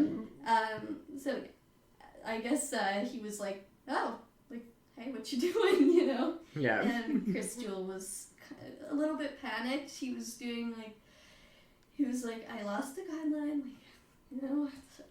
And Chris was with a kid too, right? Yes, he had Pong with him. Ping pong. And Pong was hypothermic. Oh, yeah? So luckily Harris is a doctor, so that's good. And Harris, he actually offered to take the boy for the rest of the journey. So Chris Jewell was very relieved by that. Yeah. And he had done pretty much the most difficult, the longest part of it. They just had to get through this little section here, and then they were going to be making it out pretty quickly. Yeah. While Chris was waiting there, though, in the cave with Pong, in silence, he wrapped a space blanket around him, tried to keep him warm, all that good stuff. Yeah. But Mallinson made his way out with Mark, who also survived the journey. Oh, hi, Mark. And then last was Pong, who was with Harris, and now Jewel was following behind them. All 12 boys survived the journey out, and their coach. Every single one. Nice. Yeah. I thought somebody... I guess that one dude died. But I didn't think they were all going to survive. Nobody did. That's awesome. Even the way you made it sound, before you were keeping it a surprise. I thought one of them was going to die. No deaths of the boys. They all survived. Yeah, right? Wow. They're so cool. And the kids, everybody. Like, I just want to tell the rescuers, like, anyone who worked on That's pretty awesome. Even if they didn't go in, like, you are amazing human beings. That's pretty awesome. Like, just imagine, they were probably, like, if I was part of that, I'd honestly, I would all get together after and be like, with everybody that was a part of it, and just, like, celebrate and be like, like, good job, like, we did this. They all got together, they had Thai, and they had beers, and they chatted. They even talked about, they felt that this, whatever had happened, because they didn't think all of them would survive, they felt that something supernatural or spiritual had happened here. Even though it was such a wide group of people from Europe, from Australia, from China, from Thailand, they all felt like, even with their different religious systems, like something happened that made this possible. Yeah. So, everyone survived. We've got a little bit more to go over that will make things make more sense, kind of wrap up the ending of where the boys are now. Okay. So, all of the rescuers' bodies were destroyed.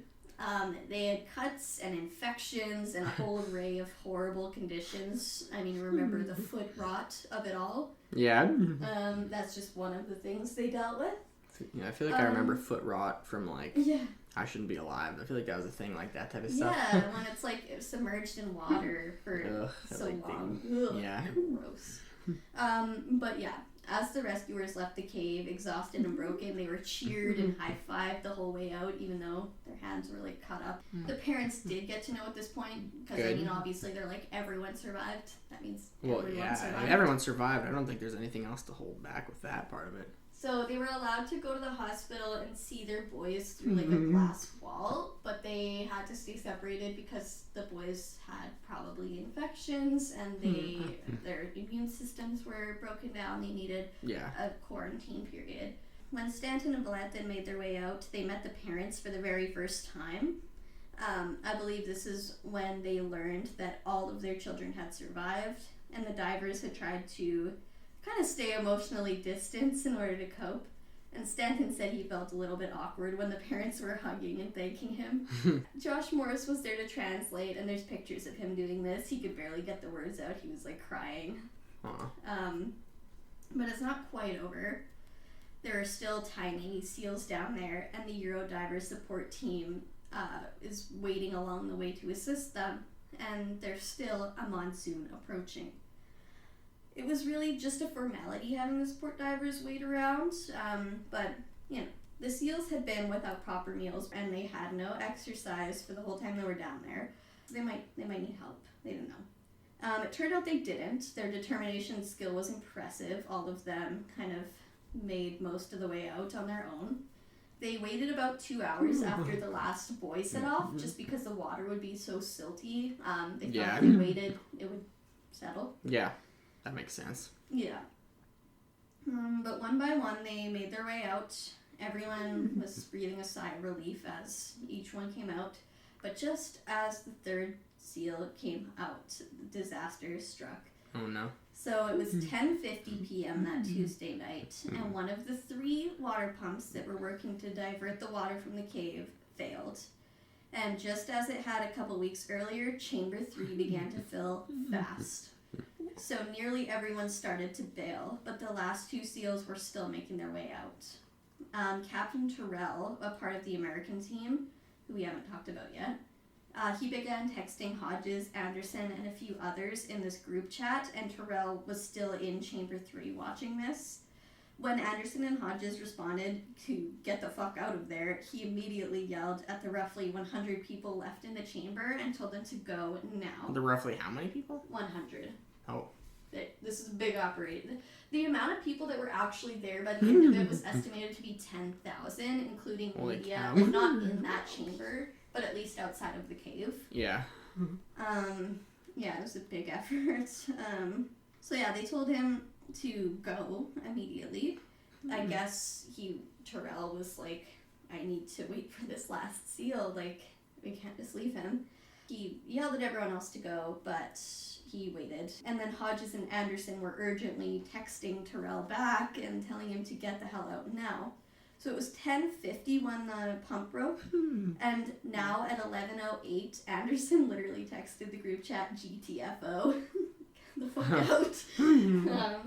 But Terrell wanted to wait for the last seal, so the two Americans called Terrell at this point because he wasn't listening, and they were, just as they were talking, the final seal surfaced, and he grabbed him, and they both got the hell out of there immediately as water was rushing in, and finally, everyone had made it out of the cave. Nobody else left in there. There we go. Let's go. So now the aftermath. Finally, hold on. I just want to say, like, Yeah. a happy ending. I know. Like, the other stories, they were sad and scary. Well, this one was scary, but depressing. This one, I mean, we had, one fatality. Like, this was a good story, so, I want to do more of this type of one with a successful ending. Like, I feel good. I feel good. I feel happy instead of just, like, I know. just depressed. And See, I knew this whole entire time that all of them made it out, but I was still on the edge of my seat reading. I'm like, oh my god, what's gonna happen? Like, he lost his regulator. Yeah, and I didn't even know what was gonna happen. So I know. It's a pretty captivating story, just by the nature of it. Oh, what a captivating conversation we're having. Since we finished the hard part, side note, when me and Wyatt went to, we were in Europe, we found this video on TikTok. This guy, he's so funny. He's like, this is the 5 ways to avoid a street salesman. And he was like British or something, though. He was British, I think. He was walking through London. Or what were the other ones? There was one where he walks by. My transport is departing. Or he walks by and puts his hand up and he's like, sorry, I don't speak English. That's a great one. In like a clear, perfect English. Yeah, I think we attempted one of those, actually. I think it was which one was it? Oh, I said my transport is departing multiple times. What was the one where the guy was following us? Sorry, I don't speak English. Yeah. Oh, alright. I need a laugh at the end of that. It's stressful. Yeah, it deserves a laugh. This was, for the most part, a happy ending, but I guess there's still more. It was still stressful. So the 4 seals, they were photographed as they emerged from the cave, and they were pretty much instantly famous. I think they were given like a thumbs up. Nice. Which they deserve to be famous. They're awesome. The guys who owned or worked at dive shops saw a drastic increase in their customers after the rescue. Nobody lost any businesses. Fair. I mean, you rescue every single person. Yeah, you better make an increase in customers.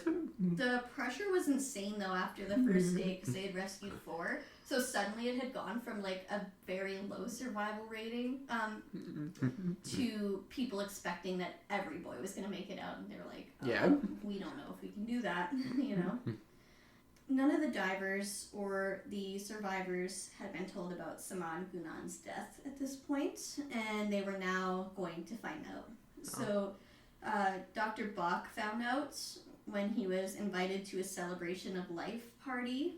In Thailand, this basically means a funeral, which makes sense. That's kind of what we would call it here too sometimes. But you might think it's to celebrate the survival. It was not, and Bach knew that. It was a funeral. The friend who told him now had to tell him who had lost their life, and it was Saman Gunan, and he was a Thai Navy SEAL with a family and a career and a whole life ahead of him. So he lost his life for the boys, and they honored him greatly. So the next night, the rescuers had a final get-together over some drinks and pad thai. There was a range of spiritual beliefs, but all of the people there agreed that something supernatural happened that day. Yeah. The parents were allowed to see their children finally, but they were separated by the glass. They were quarantined for about a week, and then the parents were finally able to go in and hold them and hug them. And the kids were pretty much embarrassed because all of their parents were crying. in hospital is where Coach Eck and the boys learned of Saman Gunan's death. Oh, that They sucks. they were devastated. The boys took a picture where they kind of sat around a portrait of Saman and they bowed down to him in a display of gratitude. After 9 days in hospital, all the boys and the coach were discharged.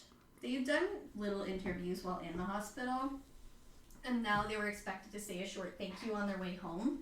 So most of them cried a little as they thanked the rescuers and Saman Gunan for his ultimate sacrifice. I would too. Yeah. So the next day, the coach and the boys attended a ceremony dressed in brand new Wild Boars uniforms. Cool. There, the boys apologized to their parents and thanked Saman Gunan. Coach Ake told the story of how it happened, and after this, the media were kind of to leave the boys alone for some time, and they did. Yeah, I wouldn't want to.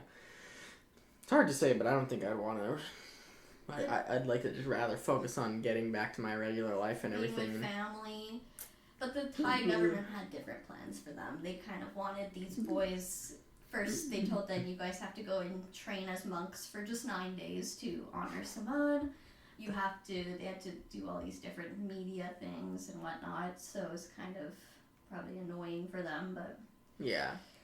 But they did it, and whatever. All of the stateless members of the team, remember about statelessness? Yeah. Coach Ake and all of the rest of them were all granted citizenship after this, and they had a big gala to celebrate it. But basically the boys and their coach had a lot of media stuff to do, it sounds like, and they probably just want to be at home with their families. Although that probably had some stressful moments for them, doing all those media things. The boys did get a lot of great opportunities. They got invited to watch a real soccer match in Manchester. Nice.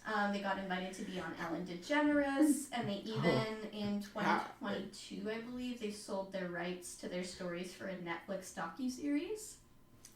How did they go on Ellen DeGeneres? Like, did they learn English a little bit more? I think so. They were all, yeah. That was, I think, a couple years kind of after everything had happened anyways. But from their selling the rights of their stories for the docuseries, they made around 72,000 Great British pounds each. Yeah.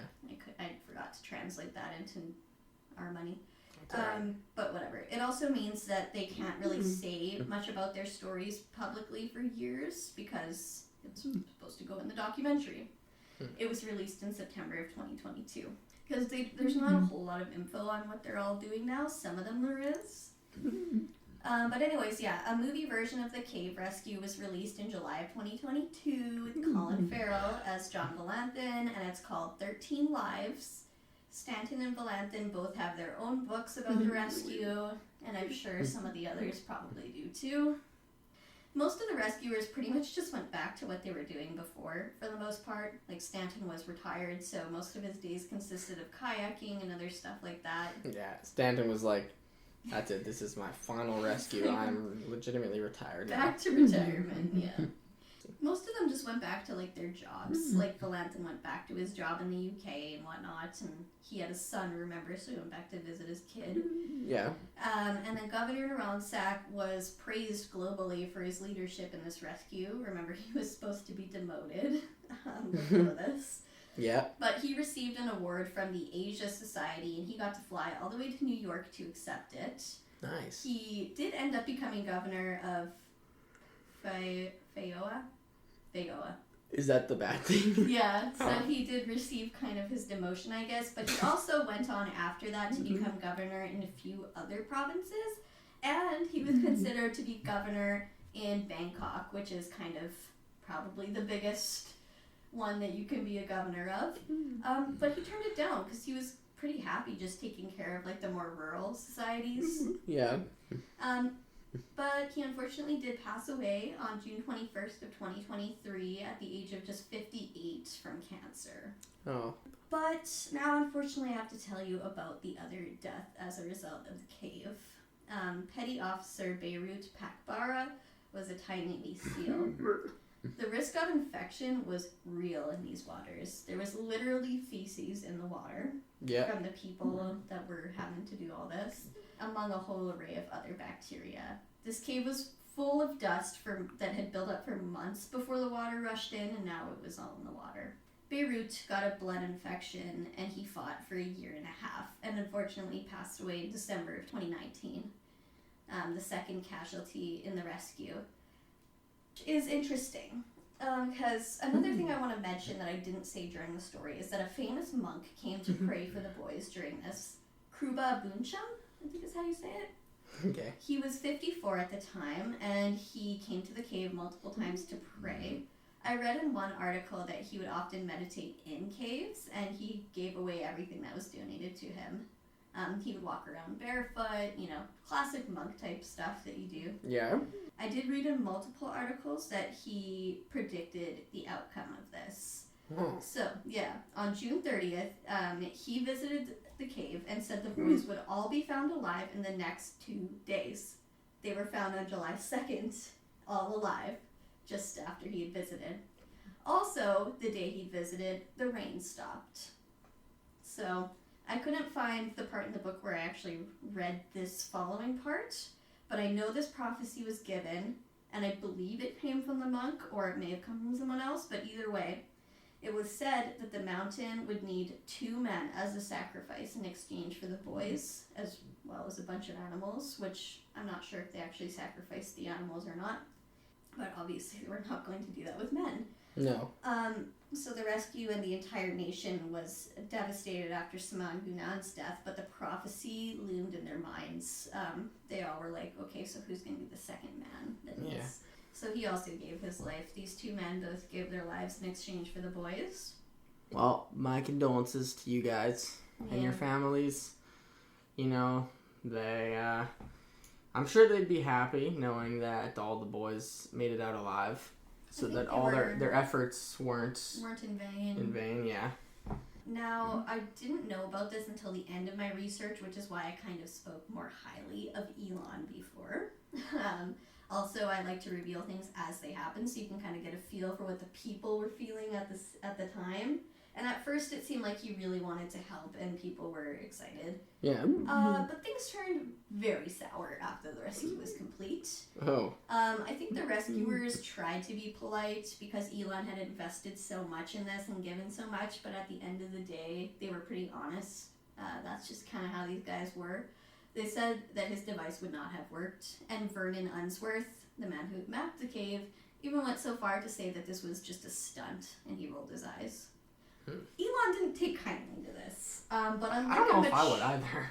Sure, but unlike a mature adult, Elon started calling him a pedophile with no basis whatsoever, and he got a ton of shit for it, so I guess he kind of stepped back and he half apologized and was like, I'm sorry. But then, months later, or a little while later, I don't know how long, he tweeted more about Vern, saying that he moved to Thailand to marry a child bride and all this shit. And his girlfriend, Tick, was like, hi, I'm 40, and I met Vern several years ago while I was working in the UK. So, no. Needless to say, lawsuits followed. Vern sued Elon Musk, but unfortunately he lost the lawsuit, which kind of pisses me off. I'm not really sure how that works. Like, he quite clearly called him a pedophile multiple times with no basis. Yeah. That could have ruined his reputation. But, I guess that's what happens when you're rich and you can afford great lawyers. But even Vern's ex-wife actually stood up for him, saying that he was not that kind of person. And also, by the way, if Elon had been charged in Thailand, there was potential he could have gone to prison for saying that. So, yeah. Anyways, so that's the end of the Elon Musk part of the story. Just a little bit of... kind of a dick. I feel like I get that you're trying to help, sir, but, come on. It seems like the most egotistical thing that you could possibly do, to be like, oh, my device is going to work, and since my device didn't work and these guys saved him, I'm going to bitch about it and call people pedos. Just chill, dude. Just chill. It's fine. Anyways, I found an update on the boys now, which I will share from 2023. So the youngest boy, Titan, still plays soccer, and he still plays with Coach Egg. He said that at first he was very nervous about the interviews and stuff that he was expected to do. He didn't really know what to say and he was not comfortable, but now he's pretty cool with it. Coach Ake now runs his own soccer academy. Badass. Nice. Abdul was the only one of the bunch that spoke English enough to communicate with the rescuers when they first found them. He was 14 when he went in the cave, and he was born in Myanmar as a stateless refugee. Of course, he was granted Thai citizenship after this whole thing. Yeah. But Abdul was last known to be studying on a full scholarship in New York, apparently Cornell. I read it. Oh, Andy would be proud. Yeah. From The Office. Yeah. He can speak 5 languages now, and his great uncle, who is also his parental guardian, told the media that Abdul wanted to work for the UN someday. He really said. He was like, you know what? If I'm learning 5 languages, if I ever get stuck in a cave again, not only am I going to know English, but I'm going to know 4 other languages. Right. To be able to speak to whoever may be rescuing me. Exactly. And he wanted to work for the UN, so I guess that pretty much helps with that, United Nations. Yeah. He also, the uncle said that all the boys still chat with one another to this day. That's good. Yeah.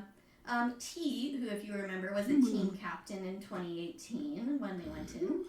He played professional soccer for the Thai 3rd Division. Nice. After all this. He was 15 when he went in, and he spent his 16th birthday in the cave. Aw. Dom was 13 and a team captain when he went in the cave, and he won a scholarship in 2022, a full scholarship to the Brookhouse College Football Academy in the UK. So he wrote on Instagram after that his dream had come true, and Note wrote back to him that he always believed in him. Oh. Now this next part is sad. Trigger warning. Suicide. On February 12th of 2023, Dom was found unconscious in his dorm room at the academy, and he died on February 14th. The coroner ruled it a suicide, and apparently nobody saw this coming. He seemed to be happy, but he was only 17. Aw. So, yeah. On to happier news. Nick posted on Instagram a picture of himself where he is standing by an ambulance in uniform. He's now a rescue worker in Thailand, and apparently he's also engaged to be married. Whenever I read that, maybe he's already married now, I don't know. Yeah, he might be. Yeah, but if you remember, he was 15 when he got stuck in the cave, and he was also Knight's cousin. Bu is still dedicated to his soccer playing. He was 14 when he went in the cave, and he's the one who played goalie and loved to draw and snack in class. Yeah. The other boys don't have much info out there about them, and maybe they want it that way, or maybe it's due to the Netflix deal. But, just to remind you, the others, who we haven't talked about what they're doing now, were Knight, who was 15 or 16 when he went in. I'm confused now because before it said it was his 17th birthday, but then it's different in different sources. Some of the ages are different. Okay. So I don't really know. He was either turning 16 or 17. And it was his birthday that first day when they went in. Yeah. Anyways, Milt was 14, Turn was also 14, Pong was 13, Mark was 13, and he was the one who was concerned about his exams. Oh, Mark, did he ever? I wonder if he ever did the exam. Probably at some point. And also Mick was just 12 and he was trapped, so we don't really know too much about them, but I hope they're all doing well. Finally, Thailand has vowed to end statelessness Nice. by 2024. Which is now. As of November 2024, they haven't quite got there, but they've released a plan that they are implementing to make it happen. But that's about it. Any final comments? I mean, there's a little bit of sadness in there, definitely. But I'm happy. Dom, I cried when I found that out. Yeah. I was like, no, are you kidding? I didn't find that out until like halfway through. I was like, all the boys survived, and I'm like, no. Yeah, I mean, they did survive. Like, the subject of this episode was the cave rescue and situation, and at least they all survived that. All the kids. Yeah. And the coach and everything, for the most part. I wonder if But his death had anything to do with that Yeah, situation, I of think- that trauma. I'm sure I'm sure it has something to do with it. Like, it's definitely traumatic. And then being flung from that small dark cave immediately into this media frenzy where everyone in the world is talking Yeah, about it's you. probably a bit of a shock. Like, It's a lot. but yeah, I'm that was generally that was a happy ending story, so I'm happy about that. Yeah. I want to see pictures and stuff now, and like you tell me there's like some interviews and stuff like that out there, and then like they went on the Ellen show. Like, I want to see that. Yeah, we can And like watch I want to that right see now, then. I want to see like pictures now, because I have this whole entire time you've been telling me this story, I have like this distinct picture. You know how you like create, before you meet somebody, you like think of how they look. Yeah. I have like these distinct ideas of how they look. how some of the people look, but then also how the cave entrance looks. Like, I can picture it all in my head, but I know I'm gonna see it, and it's just gonna look completely different than I'm picturing it. That's what happened to me too, because I read before I looked at pictures. So, but yeah, that's that. All right.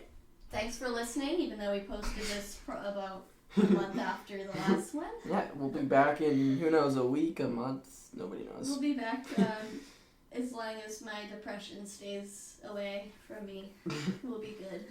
Yeah. Thanks for listening. Thank you. Goodbye. Bye.